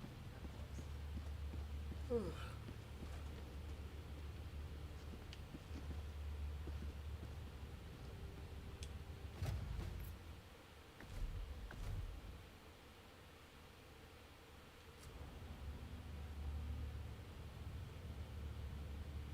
I forgot to pause the stream. Makes sense.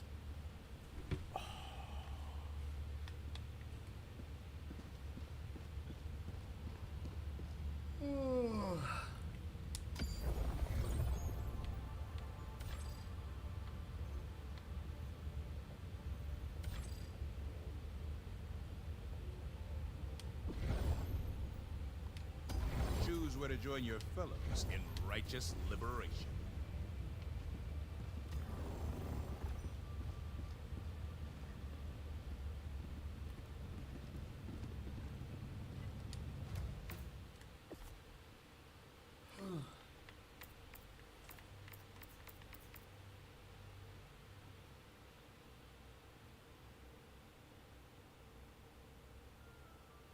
Thousands of freedom-loving citizens were killed in the mines of Cyberstan. Don't let their deaths be in vain. Buy war bonds today.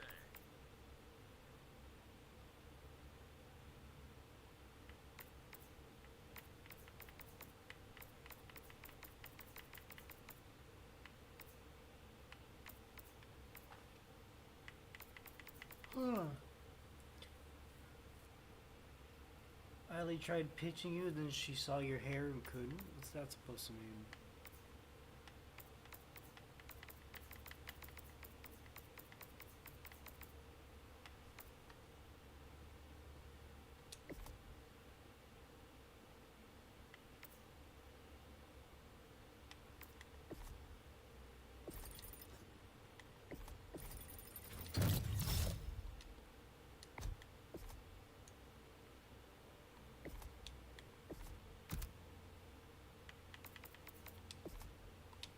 What the fuck?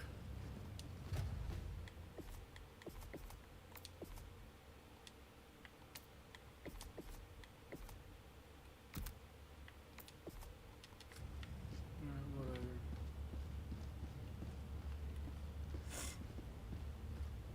The hair fades to green. Oh.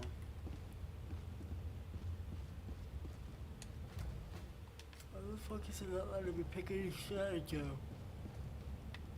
Yeah.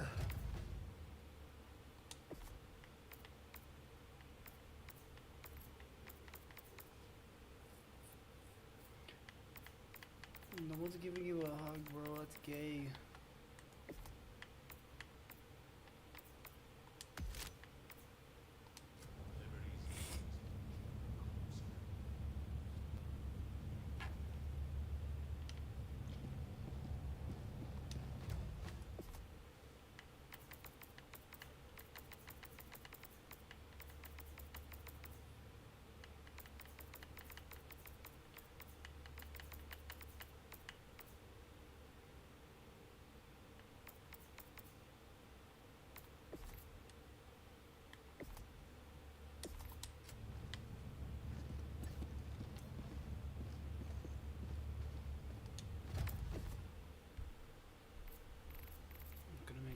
this way, fine.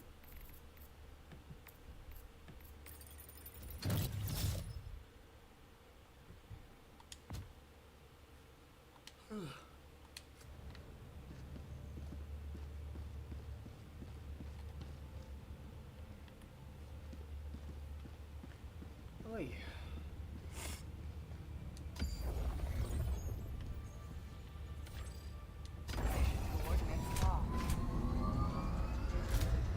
Get ready, gay boys. Engaging orbital thrusters.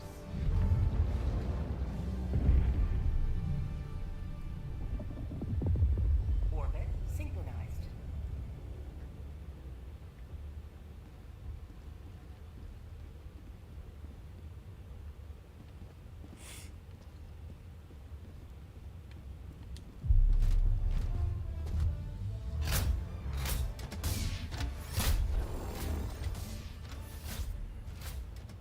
We're defending this area.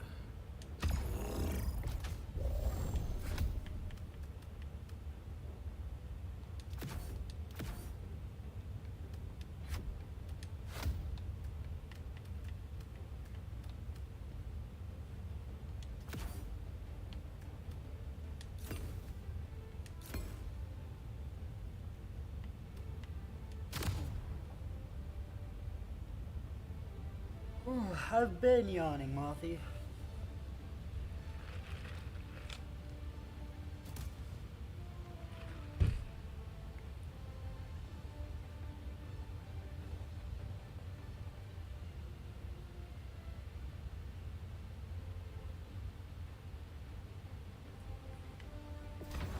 Oh crap. My bad, my bad, my bad.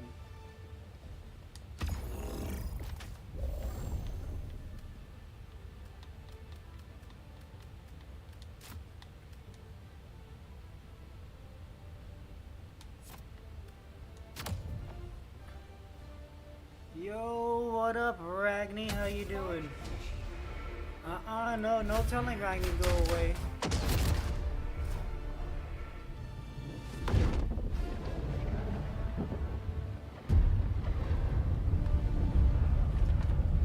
Y'all cool if I hit it that real quick? Just don't go anywhere when you drop in.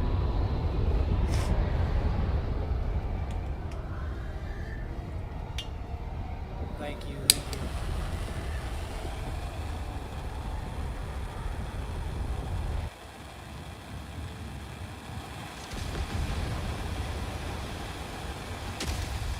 Alright, I'm dabbing. Give me a minute.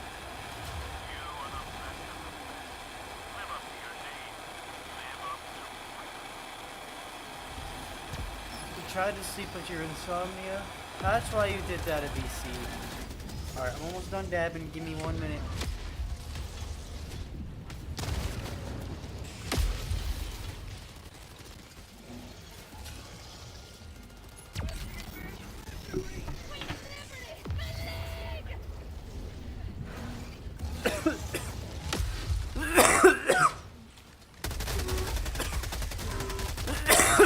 Appreciate y'all cover me. I did that.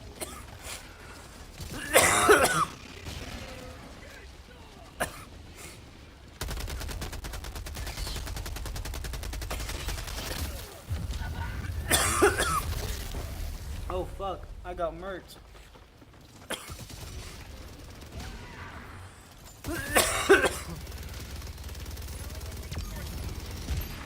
Thank you, thank you. I'm gonna call down my Gatling gun too. And my turret. I'm gonna be laying down fire.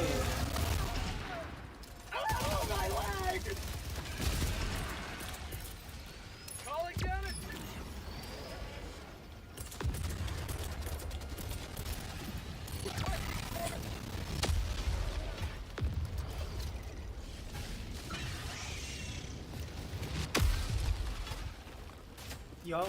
One of y'all want to try the gun turret? If you haven't already?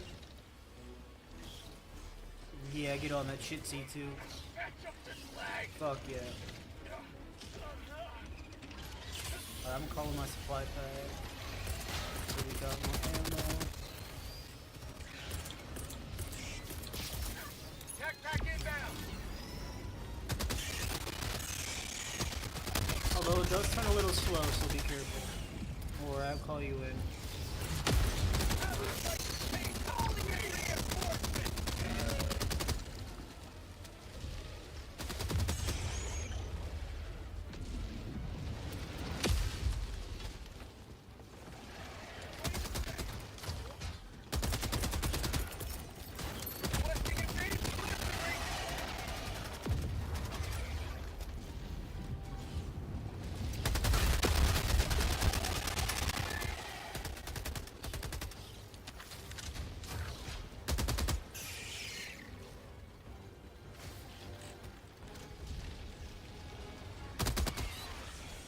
You never understand why people smoke when they make a cough like that? Because I want to get high. I want to get high and play this game.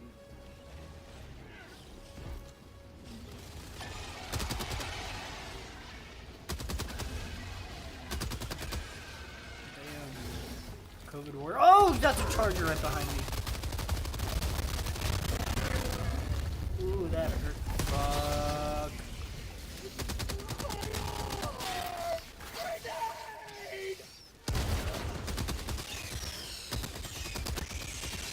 Hey, yo, by the way, you can stim, there you go. Reinforcing! Request approved. Reinforcements on the way. Reporting to the front. Alright, I'm gonna call you in. Call you in back here. Good stuff. No, this is not my stuff. This is my stuff.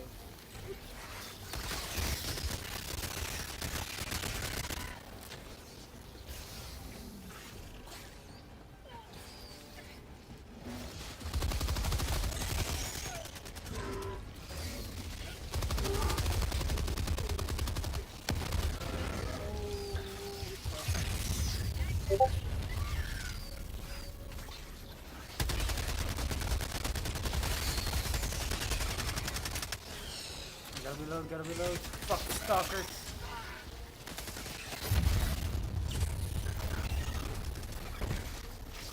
I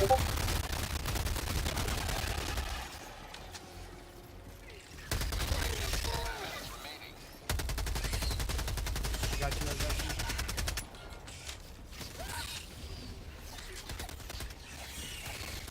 Go down, I'll call you in. There, I'm calling you in.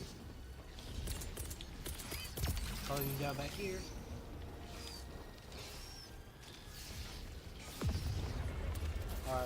Alright, I got the turrets back up. Come back up here. Sentry. Here, I'll throw you down another machine gun C2. There you go, have fun.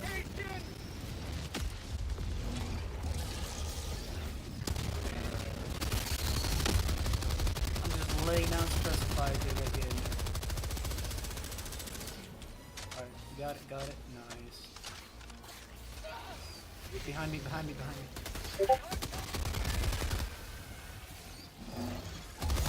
Oh, shit. Alright, I'll let you take down that charger C2.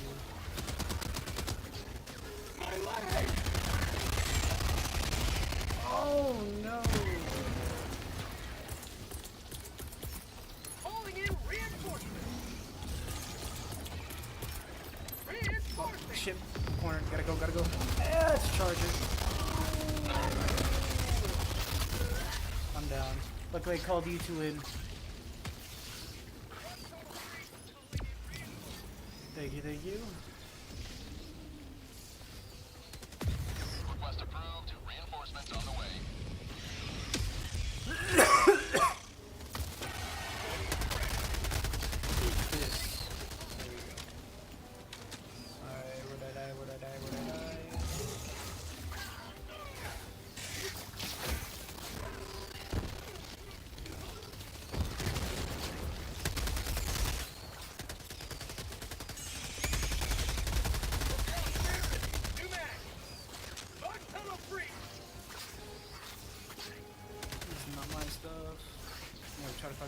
don't want to steal your guys'.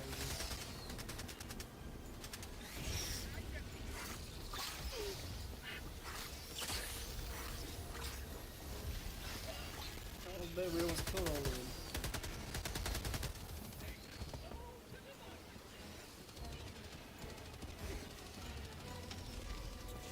I've got a buggy.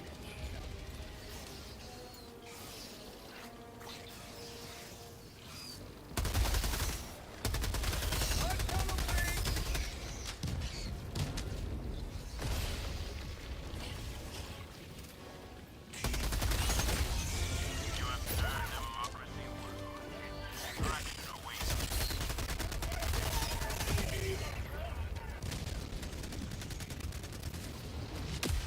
Coordinates received. This is Pelican 1 returning to extraction radius. Pelican 1 arriving at coordinates.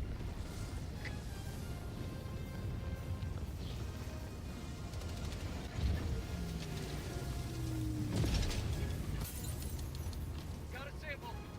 Got a fix. Countdown initiated. Stand by for takeoff. Reinforcement budget depleted.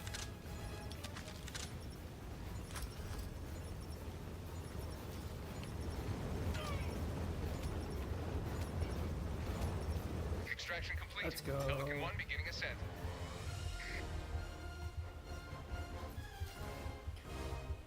You have maintained our way of life.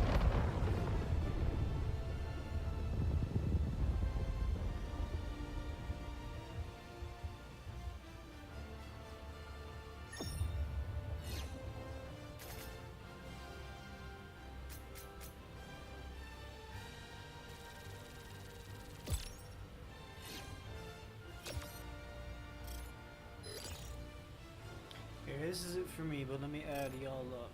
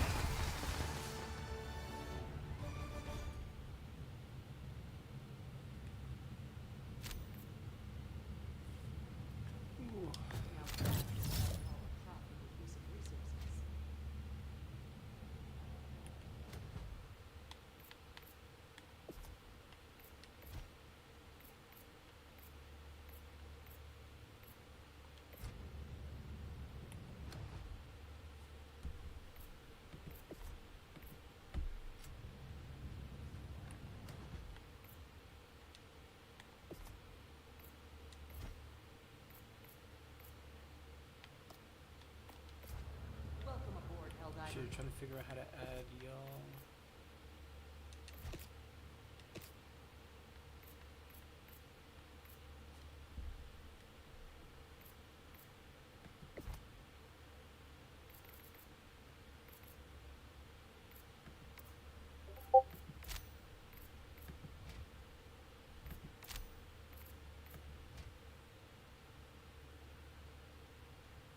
Alright, y'all. I have to dip out. It was fun playing with y'all. If you're gonna be back on later tonight, I'll be streaming again. Catch y'all later.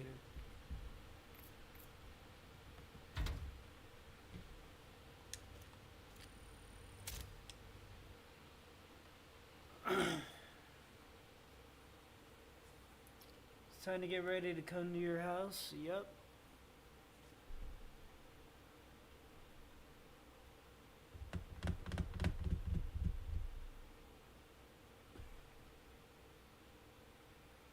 Gay? Quinn, you're gay. I don't want to hear it from you. Actually, let's watch some YouTube.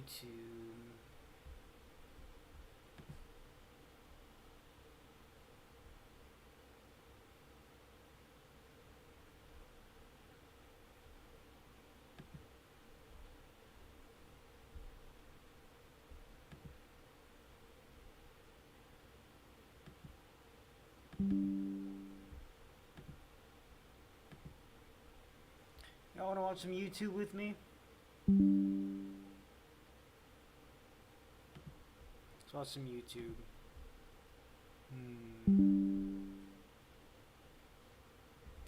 What do we wanna watch? Oh my god, fuck off, Instagram. Ooh.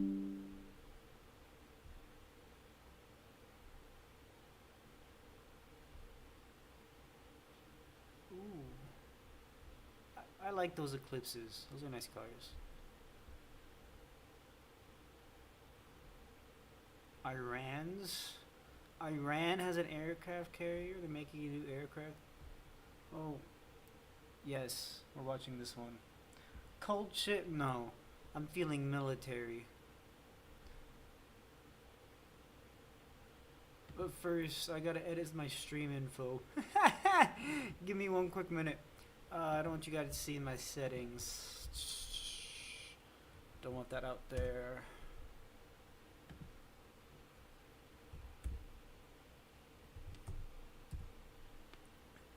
Please, cult. Alright. Put one in the chat if you want cult stuff.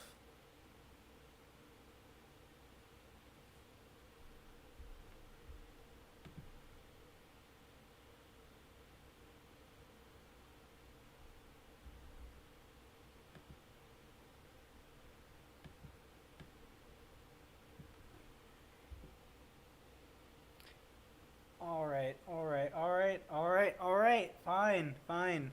Alright, what's a good Mothy? DM me that on Discord, Ragni. I'll have to take a look at it. Let's see here.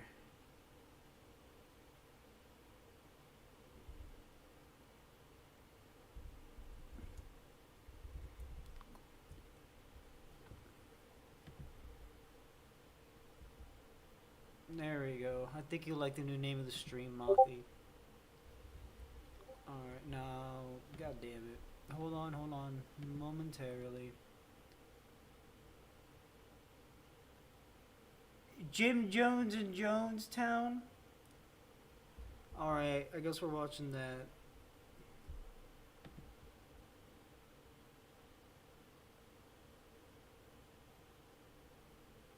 Stream manager.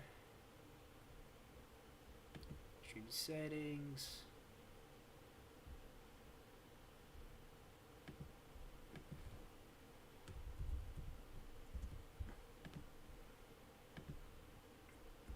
Alright.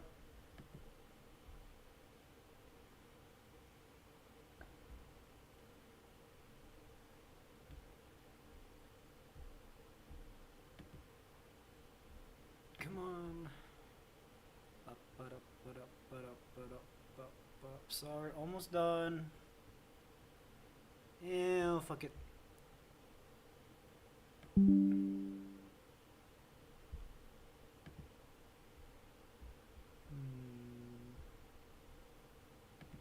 we're back. Let's see. What's it called?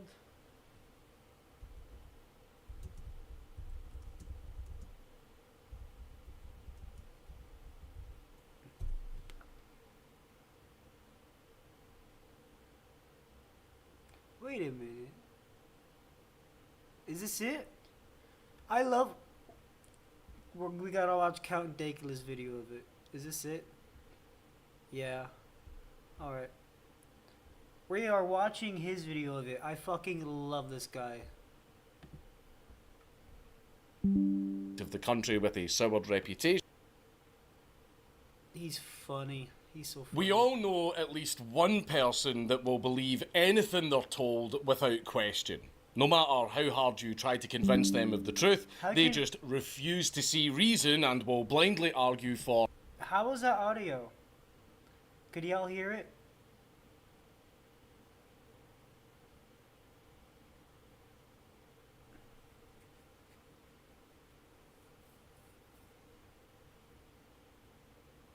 Mothy, could you hear it? Yes? Okay, perfect. Insane bull like right. the Earth... We all know at least one person that will believe anything they're told without question. No matter how hard you try to convince them of the truth, they just refuse to see reason and will blindly argue for insane bull, like the earth being flat, the Holy Roman Empire being Roman, socialism working, or Steins Gate being good. There's just nothing more annoying than dealing with someone that has drank the Kool-Aid, especially now that there is more misinformation and propaganda floating around than ever before. After all, we've seen how much the masses have loved lining up for the current thing over the last few years. So today, let's take a look at what happens when a charismatic lunatic really gets into people's heads. Let's see just how much insane shit that people are capable of believing and doing just because an authority figure with the right amount of clout said so. Let's see what happens when you drink the Kool-Aid. Reverend Jim Jones, the father of Jonestown.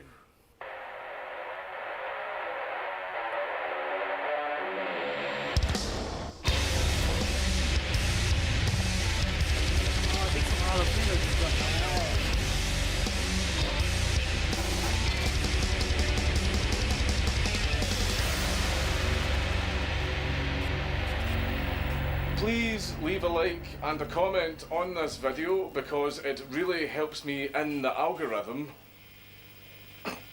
But before we get started, it is in fact your boy, Raid Shadow Legends. Raid has taken with millions of chain bar precious cool rarity called Metamorph champions and Primal Sharks accessories.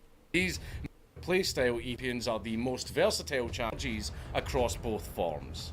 So use my link in the description down below to download Raid for free on your phone or PC. For new players, you can get your hands on Stag Knight, one of the best epic champions around, as well as a skin for Stag Knight designed by JonTron. Just use the promo code JTSkin before October the 7th. It's as easy as that. And don't worry, if you're not a new player, you can still get a free legendary mythology Demons to Slay or Journey for Scan 4 Energy Summoner was born childhood, 18th of May, as you get into the game. James Warren Jones was born on the 13th of May 1931 in rural Indiana. His childhood was nothing to write home about because he grew up poor during the Great Depression, which wasn't helped by the fact that his father was crippled and living on disability after a mustard gas attack during World War I. Therefore, Jim's mother, Lynetta, ended up working all the time and was very neglectful of her son. Lynetta also wasn't a fan of organised religion, much to the chagrin of her neighbours. But she did believe in spirits, which seemed to have an impact on young Jim.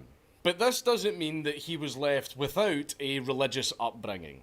A neighbour regularly took young Jim to church, but apart from that, he was pretty much on his own. He often wandered around naked with an entourage of local cats and dogs that he had befriended along the way, and he also took home beggars and fought bullies. Jim basically spent his whole childhood in goblin mode, or at least that's how he recalled it. His childhood friends, however, had a very different recollection of Jim's behaviour that would raise a few eyebrows. Allegedly, Jim had a weird fixation with death. Jim was very, very interested in the idea of death, and that led to him experimenting on and holding funerals for the animals that he took in. And, as one of his friends put it, and I quote, when Hitler committed suicide in April of 1945, thwarting the enemies who sought to capture and humiliate him, Jimmy was impressed. In the business, we call this foreshadowing. Speaking of Hitler, Jim's worldview was very highly influenced by World War II. You see, Jim Jones was a lifelong communist, and like the vast majority of commies, he was convinced in an extremely stupid way, like most teenage outcasts with far too much free time in their hands. Jim really admired the defense of Stalingrad. which isn't a problem in and of itself because, you know, commie or not, you can't deny that the defense of Stalingrad was very, very impressive. So, say what you will about the Soviets, it was pretty badass. However, after the war ended, Jim was very disturbed by the way that the West immediately turned on their ally, not seeming to realise that there was a very, very good reason for doing that. Jim's sympathies firmly laid on the wrong side of the Iron Curtain. After getting a little bit of a taster through his neighbour, Jones got really into religion as he entered adulthood. He spent a lot of time trying out all of the local churches in his area, but he never really gelled with any of them, with his disillusionment with them all partly stemming from the fact that they were all racially segregated. Having grown up on the margins himself, Jones was very sympathetic to the plight of both poor and black people, which further fueled his passion for socialism and civil rights. But despite being unable to find a denomination that he was particularly happy with, Jones began to embark on his religious journey by himself, by preaching on the streets, which he seemed to have a real aptitude for.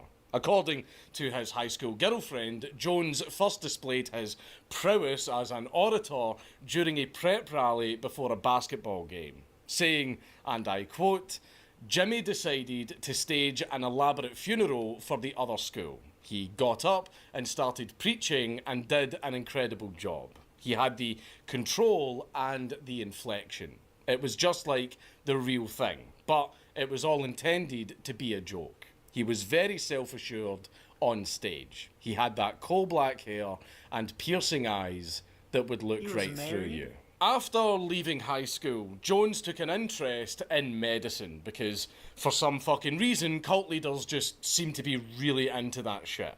And it was through this interest that he met a nursing student named Marceline May Baldwin while he was working as an orderly, before marrying her on the 12th of June 1949. But a medical career was not on the cards for Jim Jones, who had a higher calling. Jones worked in small churches around Indianapolis, including a stint as a student pastor in the Methodist Church in 1952. In 1954, Jones opened the Community Unity Church in Indianapolis, where he preached racial equality. The fact that Jones's church was integrated was a bit of a novelty in the Midwest at the time, especially in Indianapolis, which was very segregated.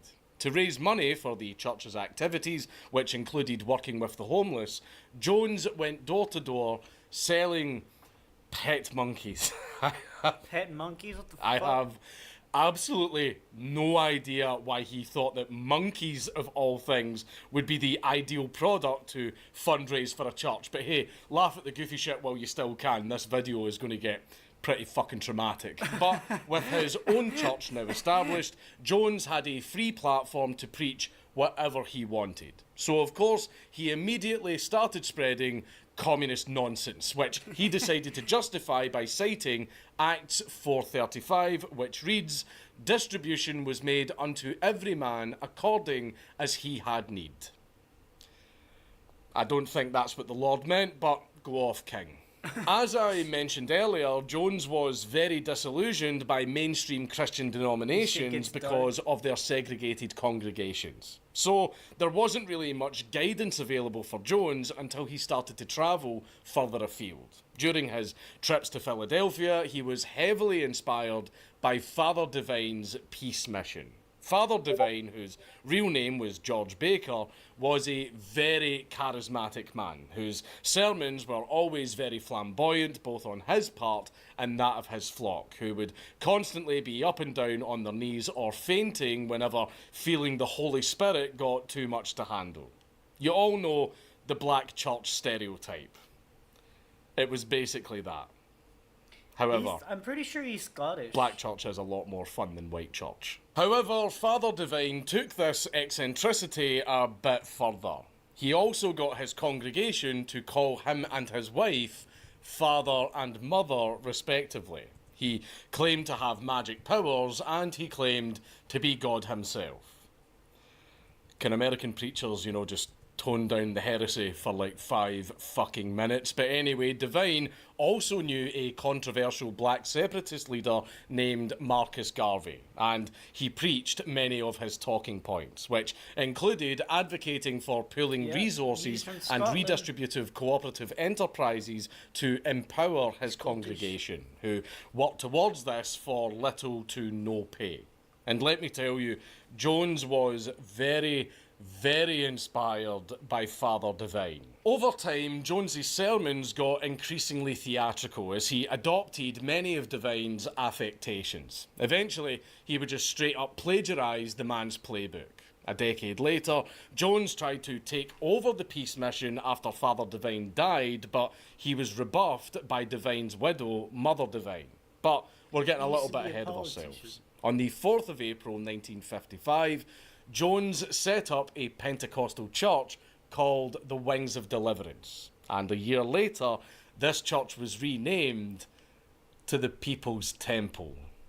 As Jones was uncommitted to any Is this one shit what Far denomination Cry's while being fucking very inspired ideologically after? captured, the doctrine of the People's Temple was a weird blend of Pentecostal and Methodist Christianity, New Age hooey, social justice nonsense with a weird amount of jive, I'll explain later, thrown in for good measure. So Jones was basically a 21st Mothy, this is literally the inspiration for Far Cry 5.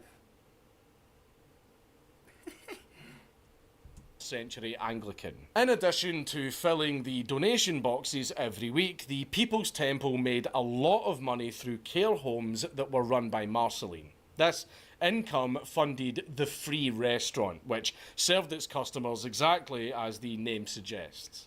I wonder if the People's Temple members would have gotten upset that because of how the free restaurant was funded, it's essentially the result of the fruits of free enterprise rather than an actual example of socialism working. But anyway, Jones was involved in many social programs through the People's Temple, and he used his platform to push for desegregation, provide food, clothing and housing to the poor, and to run an employment service to help black people get into entry-level positions. But it wasn't just God's house that was diverse, but Jones's as well. Jones and Marceline had adopted a part-native child, 3 Korean kids, and a white son. And their family became particularly notable in 1961 when Jones and Marceline became the first white couple to adopt a black baby in Indiana, whom they named James Warren Jones Jr., starting a long trend among Hollywood celebrities. Also, to prove that the adoptions weren't just because he was shooting blanks, Jones did have a biological child named Stephen Gandy. Fucking hippies. Jones described his brood as a rainbow family, saying that, and I quote, "Integration is a more personal thing with me now. It's a question of my son's future." Say what you will about his rhetoric so far, but at least the man was actually committed to his ideals, you know, unlike a lot of content creators out there. Hassan. Hassan doesn't believe a single thing he preaches. But it's just a shame that Jim Jones got a little bit too committed to the rest of his ideals later on. In the same year that Jim Jr. joined the family, Jim Jones was also serving as the chairman of the Indianapolis Human Rights Commission, wherein he desegregated a number of businesses, including cinemas, restaurants, hospitals, the phone company, and the police department. But while he was making progress on the civil rights front, Jones got rather blackpilled about the future of race relations in Indiana in 1962. And he became very, very worried about the prospect of nuclear war after having a prophetic vision. So, with nuclear Armageddon on the horizon, Jones fretted about what to do to save himself and his flock, until he had an idea.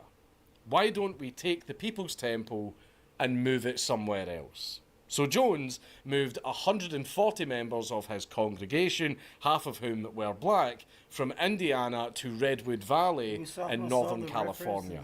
He chose this destination because he had heard that this area was the least likely place in America to be remade in Todd Howard's image if someone were to hit the big red button.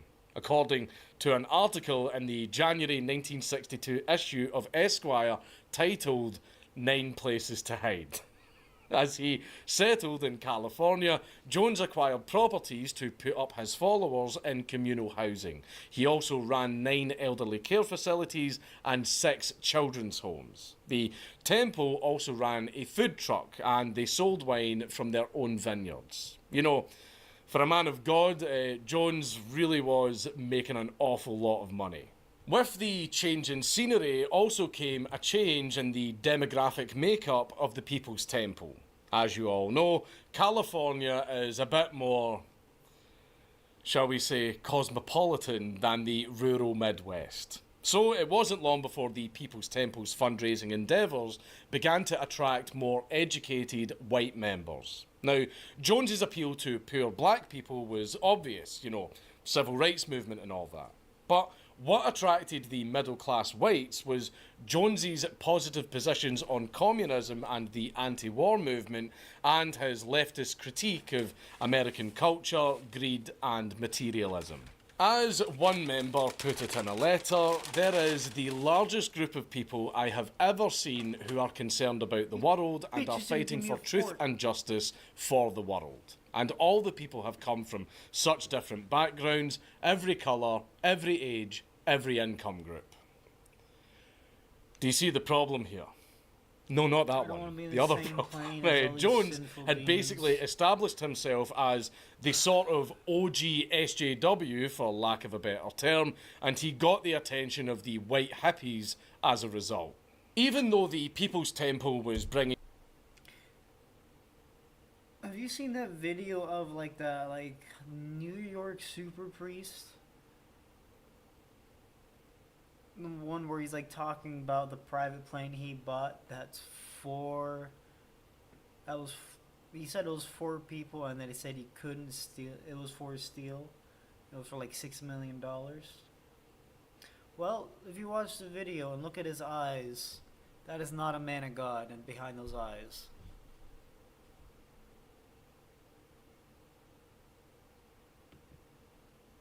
Hold on, let's see if we can find it.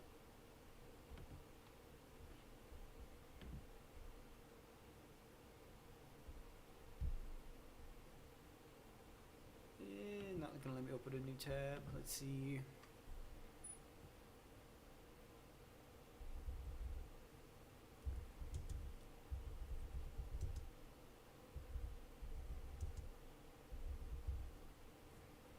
Pastor talking about private jet.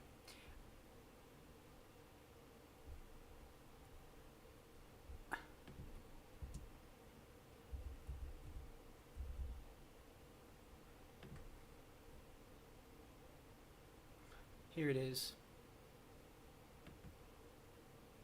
Isn't it true that you want to fly commercial so that you can fly in luxury? How much money did you pay for Tyler Perry's Gulfstream jet, for example? Well, for example, that's really none of your business, but... Isn't it the business of your donors? Listen, I paid. The airplane that we have that I bought from Tyler Perry, and I didn't pay anywhere in it. Tyler's one of the greatest guys. He made that airplane so cheap for me, I couldn't help but buy it. I love your eyes. Again, getting back to the comment, you said that you don't like to fly commercial because you don't want to get into a tube with a bunch of demons. Do you really believe that human beings are demons? No, I do not. And don't you ever say I did.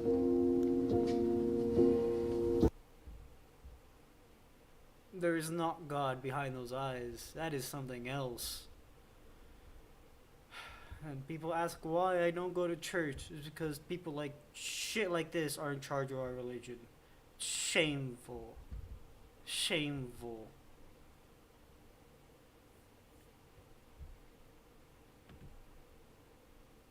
Anyway, let's go back to this. In plenty of funds, Jones was a big proponent of all the members living communally to save money, to enable the pooling of resources, and also to foster community spirit. To this end, entire apartment buildings housed People's Temple members.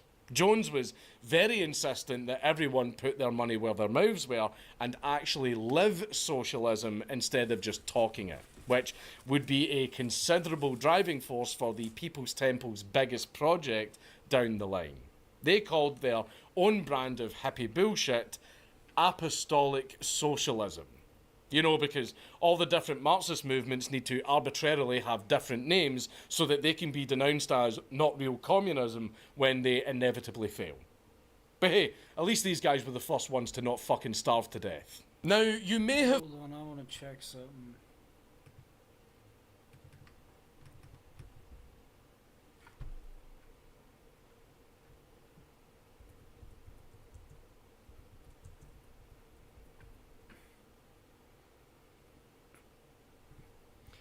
So, the demon associated with greed is called Mammon.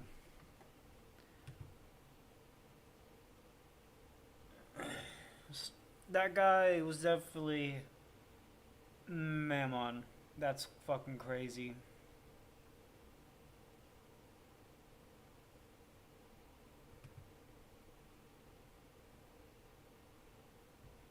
M-A-M-M-O-O-N. Nope, I fucked that up. M-A-M-M-O-N. Mammon. Literally the demon of material wealth and greed. Interesting. I've forgotten that this isn't a college campus, but a church. And to keep up appearances, Jones did make tenuous connections between his political goals by referring to a concept called divine socialism. Socialism as ordained by God. As Jones explained it, and I quote, Socialism by God.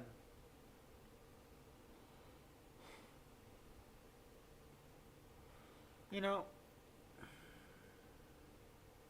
I don't think even Jesus can make enough bread to solve fucking communism, so I don't know how that would work. Apostolic communalism is the truest form of love, where barriers between people fall because total equality exists. Because love is socialism. That is the radical sharing of all things great or small. And if God is love, then God is the principle of socialism. No offense, but it sounds like some fucking commie gobbledygook. But despite Jones's continued preaching to the members of the People's Temple, religion seemed secondary to furthering the goal of redistributing wealth. And it seemed secondary to Jones as well. In 1965, Jones finally came out and told the world everything that we already knew he believed. He said that the Bible is false, and just like every single other cult leader, he said that he is God's true prophet. He even... Hold on, I gotta rewind that. I gotta rehear that. What did he say? Did I hear that correctly? 1965, Jones finally came out and told the world everything that we already knew he believed. He said that the Bible is false, and just like every single other cult leader, he said that he is God's true prophet. He even started to claim that he was the reincarnation. You know, I get people may not believe in the Bible, but saying it's false and that his word is a true word is a little fucking much. Incarnation of Buddha and Jesus. And his head went so far up his own arse that even his concept of divine socialism really just meant him.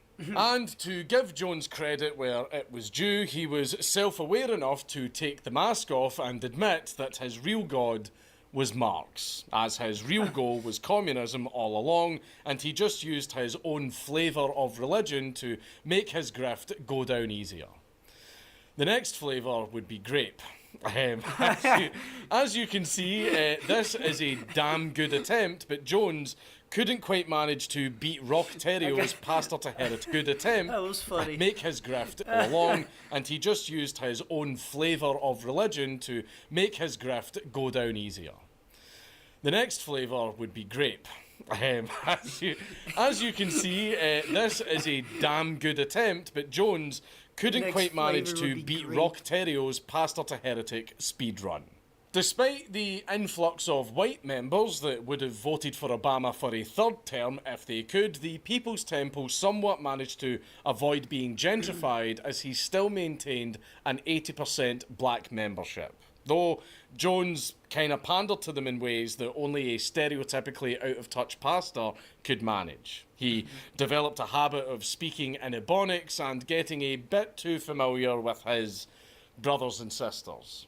But don't worry, it's not racist. You see, Jones was also a minority. Surprising, I know. Jones claimed to have Cherokee ancestry on his mother's side, citing his dark hair and high cheekbones as evidence. Now, I don't think that Jim Jones really passes that physiognomy check, but I'm still convinced that he's more native than Elizabeth Warren.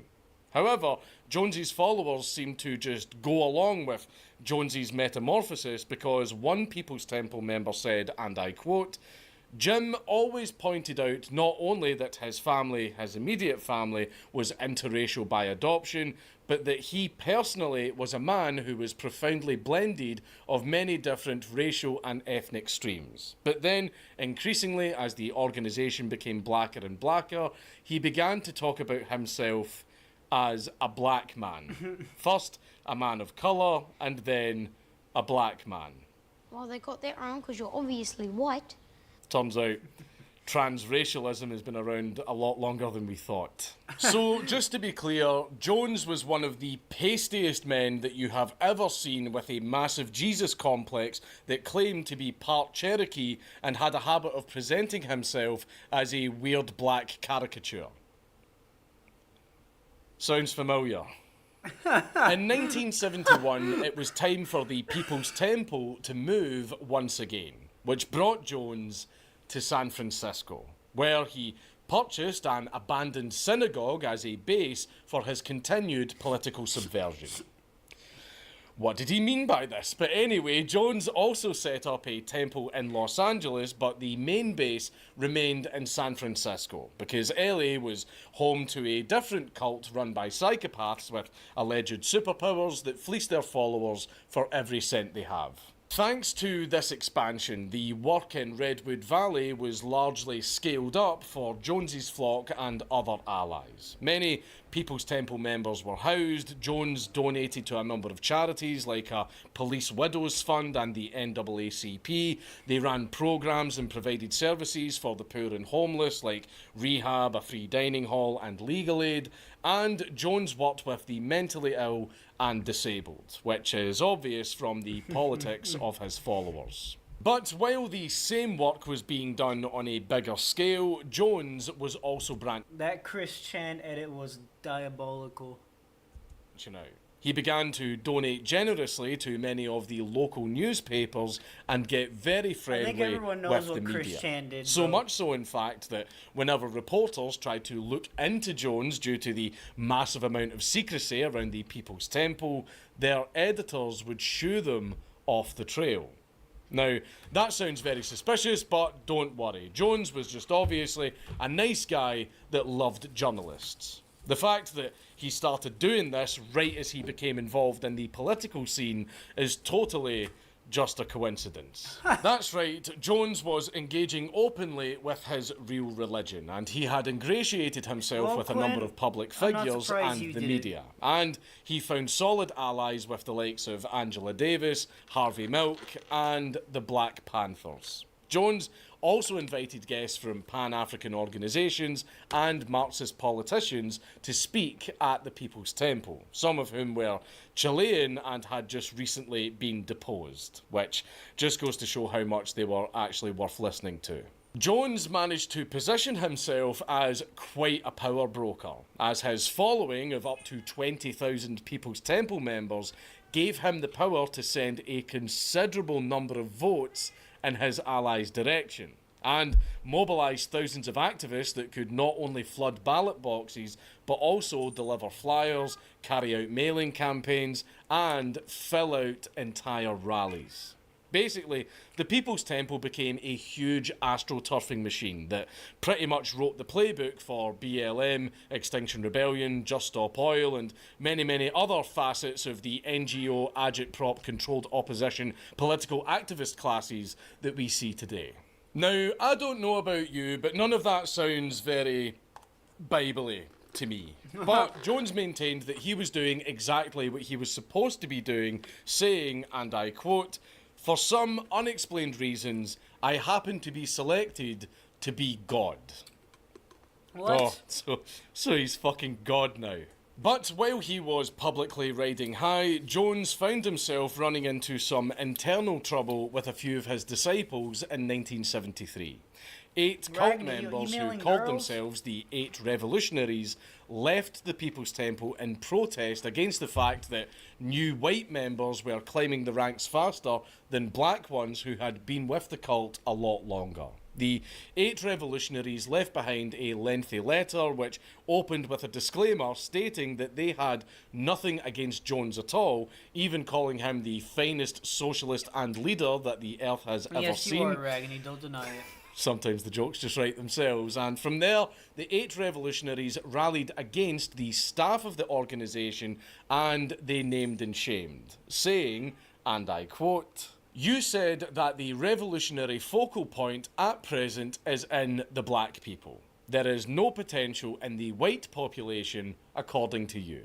Yet, where is the black leadership? Where is the black staff and black attitude? Alice Ingram and Joyce Clark, what kind of awareness do they have about socialism? No, we didn't forget Archie E. James. He's like the above two. Out of date." We'll talk about Lee Ingram later. There's no...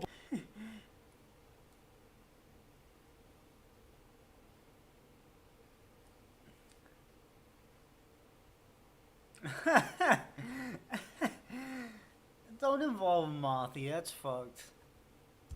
black people with any discontent for today's evilness that will listen or follow any one of them. Black people are being tapped for money, practically nothing else. John Brown doesn't know what socialism is. All he's used for is to take offerings. A more specific example that the 8 revolutionaries cited read, and I quote, "Jan Wilsey and Christine Lucientes came to the People's Temple at the same time. Christine is put on staff even though she shows more suicidal tendencies and runs away when confronted. Jan is at the doors every meeting doing her job. Christine flunks out of school, gives the church a bad name at SRJC nursing school, however, she's white and makes staff." So basically, their problem was that the People's Temple had been infiltrated by a managerial subclass that had no accountability and immediately subverted the whole operation to try and remake it in their own image. I genuinely think that middle-class white women are going to be the ones to unite the world and end conflict for good. Because the fact that they ruin absolutely everything is the only thing that all of us can all agree on. The letter also included a weird tangent about what I can only describe as sort of like buck breaking. Very near the start of the letter, the 8 revolutionaries alleged, and I quote, "Preceding a revolutionary, as you and staff would say, does not engage in sex. Anyone with any awareness concerning socialism would give up sex. The reason for giving up sex are agreeable with us. However, who takes the privileged liberty to abuse such a decision? Staff. Carolyn Layton, Sandy Ingram, Karen Layton, Grace Stone, Janet Phillips, etc. has to be fucked in order to be loyal." Look, boys, I'm just reading the letter. Jack Beam Sr., Tim Stone, name withheld by request, Mike Prokes, etc. has to be fucked in the butt for the same reason. Who has to do it to them but Jim? Oh, there's an ad break. I'm going to go ahead and pause the video.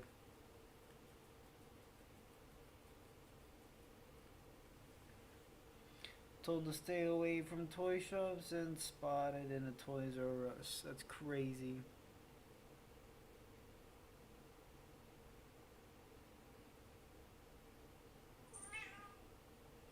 Is that ad not gonna play or what?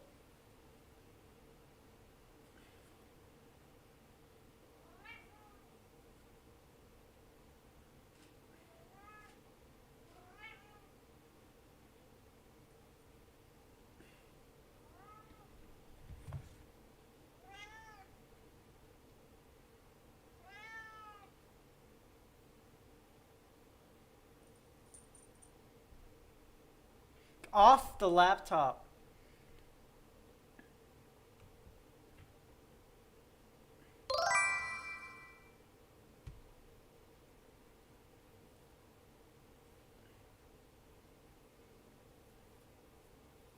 Yeah, Tarkin.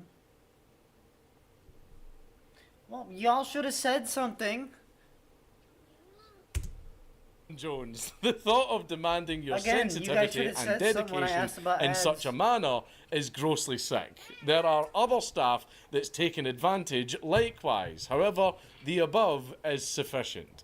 One black, potentially solid revolutionary young man by the name of Ted Ballard was seduced by the older white schizophrenics. But you see the ad break, and when I say pause it so don't run ads, let's see other people. Oh, okay. Staff, Faith Case. Ted's image is ruined in the church, and no doubt in his mind, he's worthless. Now he walks the fascist streets as an outcast. Tarkin's watching. I'm sorry. I don't know why I found that so funny.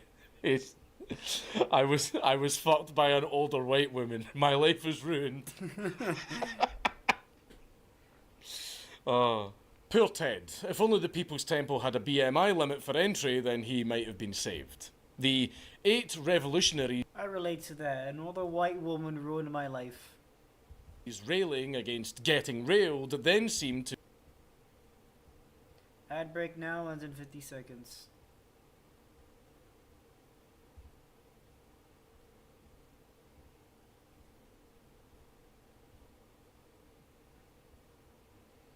I don't think we're gonna finish this video.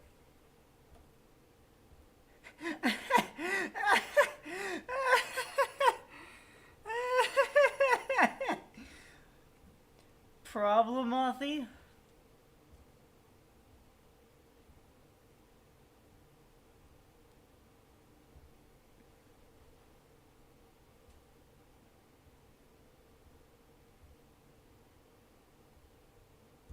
to become linked to their racial grievance as the letter went on, saying, and I quote, "Why are there no black men or women with a revolutionary attitude coming into People's Temple? For the past 6 years, all staff have concerned themselves with have been the castrating of people, calling them homosexual, sex.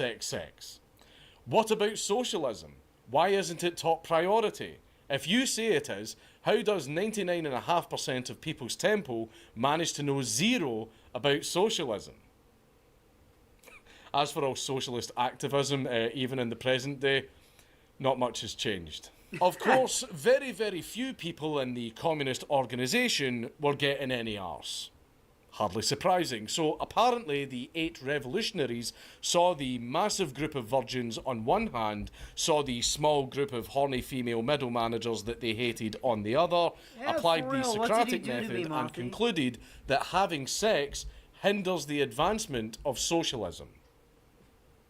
I'm not going to lie, I do think they actually might be onto something, but since these 8 revolutionaries were the true socialists, it shouldn't come as a surprise that they were very resentful people. And I must admit that their airing of grievances did become rather cruel. They said, and I quote, "Grace Stone, as everyone knows, doesn't know her posterior from a hole in the ground. In order to keep her in People's Temple, she's allowed a fuck, or should we say, she had to be fucked. Accidentally, she becomes pregnant, and contrary to People's Temple law, she doesn't get an abortion. As can be expected, she's staff." Why wasn't name withheld by request and Harriet Randolph's, aka Harriet Sarah Tropp's, sexual deviation talked about in public? So, instead of leaving room for Jesus, the People's Temple was only happy with Marx seizing their means of production. In case that passage doesn't make it abundantly clear, sex was actually discouraged in the cult. But don't take that as a practice of religious purity, because, as that last passage pointed out, any little surprise miracles were expected to be cut to pieces and vacuumed out. So, despite what anyone says, Jim Jones was not a fucking Christian. Not long after the 8 revolutionaries left, Jones started floating around the idea of revolutionary suicide. Bit of an overreaction if you ask me, but Jones would bring up this idea a lot whenever he felt like he was under attack, which was also a lot. What's in my eye? Yeah, that'll show him, you know. What does Sun Tzu know anyway? Despite having gotten the wrong idea from the FBI's letter to Martin Luther King, Jones was still thinking about the future and worrying about the United States being turned into glass. So, in 1974, a small group of about 50 settlers were sent to Guyana to clear a tract of land in the jungle that Jones had actually leased from the Guyanese government the year before. He picked Guyana because he liked its socialist government, its indigenous black leadership, and its extradition treaty with the United States. I wonder why. This project was to be a huge undertaking with a lot of very hard work, because 1,500 acres needed to be cleared of trees, roads needed to be built, and work needed to be started on the buildings. And all of this had to be carried out with supplies that the settlers either made themselves or waited weeks to have delivered from Guyana's capital of Georgetown. Despite there being lots and lots of toil involved, spirits among the settlers were very high. They were all full of hope and excited about the freedom and possibilities of the project that they were working on. They were on a mission from God, after all, imbued with a divine and noble purpose: to build a small, self-sufficient farming community, including chickens, pigs, and cows. Ostensibly, this was to provide food for the hungry, which is believable enough because the People's Temple was very high profile in their efforts to feed the poor. But this was merely a smokescreen for the agricultural project's real purpose: to escape from racism and injustice, which was actually another smokescreen for the agricultural project's real purpose. But all in good time. 1975 was a very exciting time for the People's Temple, as San Francisco was having an election. Jones made full use of his manpower and resources to help George Moscone with his mayoral campaign, and Jones was appointed head of the Housing Authority in return. Jones had so much clout during this period that he even became friendly with Rosalind Carter. And a rally for her during her husband's presidential campaign saw a pretty massive turnout because most of the attendees were People's Temple members. While the People's Temple was still looking all good and respectable to the outside world, Jones continued to pursue some of his more unhinged interests. He continued to be obsessed with death despite the effects of suicide on one's soul, even saying during a sermon, and I quote, "I love socialism, and I'm willing to die to bring it about. But if I did, I'd take 1,000 with me." I mean, that's not even in the business we call this foreshadow. The man has just specifically told you exactly what he's going to do. Jones's fixation on mass suicide suddenly became a lot less abstract when he carried out a practical demonstration. He announced to everyone that some really nice wine had just been made with grapes grown at their old HQ in Redwood Valley, and that everyone should try some. Don't mind the fact that alcohol is banned here, this shit is lovely. Naturally, everyone obediently partook in the wine, and once everyone had excitedly sampled it, Jones said, "Psych, it's poisoned, we're all going to be dead in an hour." Now, many of you probably haven't been to a party before, but saying shit like this while people are trying to enjoy some drinks is usually a bit of a mood killer. A bit of a faux pas, if you will.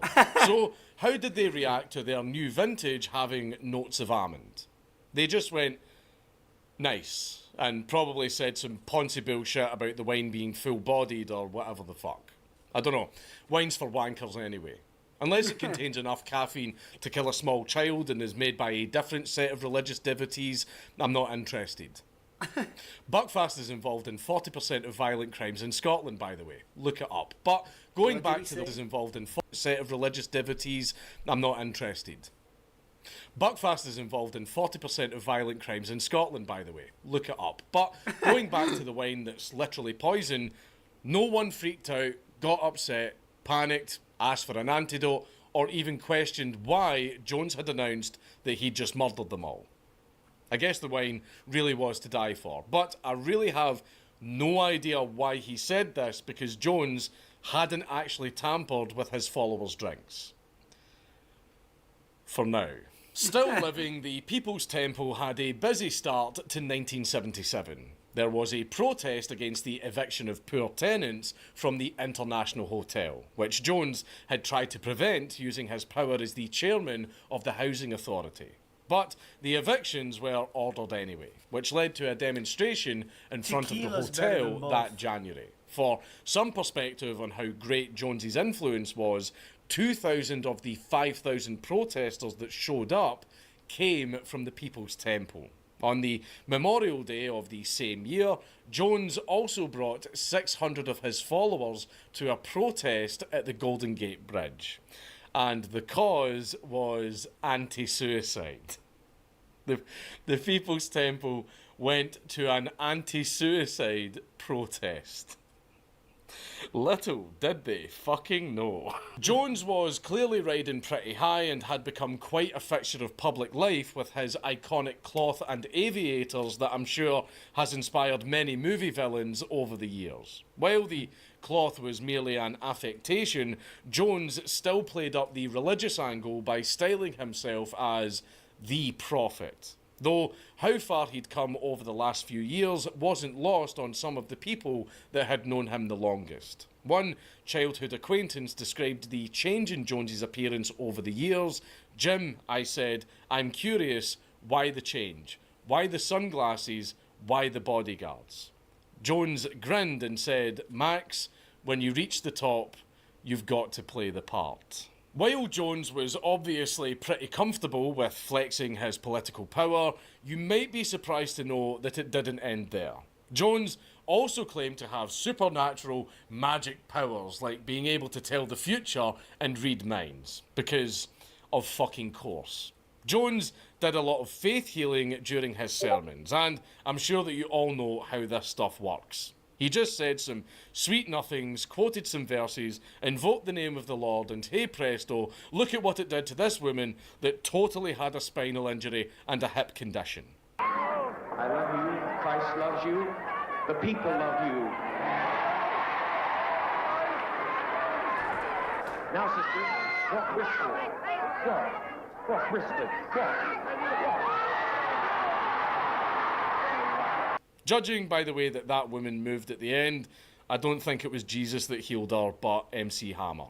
Most notably, Jones appeared to literally pull cancerous tumours out of people's bodies. And before you get put off your lunch, this isn't going to be another torturous passage about surgery. Don't worry, the tumours were not real. They were really just chunks of rotten chicken that Jones waved around and sold the bit by using a bit of sleight of hand. But hey, at least it's not cheesecloth and a glove. Obviously, many of the people in the crowd that Jones had healed were planted there. But Jones also sold his mind-reading shtick by having People's Temple members go through bins and medicine cabinets and generally acquire personal information through pretty scummy methods. So the heresy has stacked to the point where Jones has really jumped the shark. While I've called the People's Temple a church up to this point, it's pretty obvious that it was a cult from the word go. But this is the point where Jones really started doing all of the stereotypical cult shit. While he and his friends in the press had maintained a squeaky clean image for the People's Temple on the surface, there was a pretty big shit show happening behind the scenes. Jones was isolating members, breaking up families, and putting himself in the centre of his cultist lives by demanding absolute unconditional love, reverence, and obedience. You know, the standard cult shit. This was probably best exemplified by the fact that Jones adopted his old mentor's tactic of... I think I'm gonna call it here. We will continue this video. go ahead and like it. Alright, y'all. Thank you for tuning in.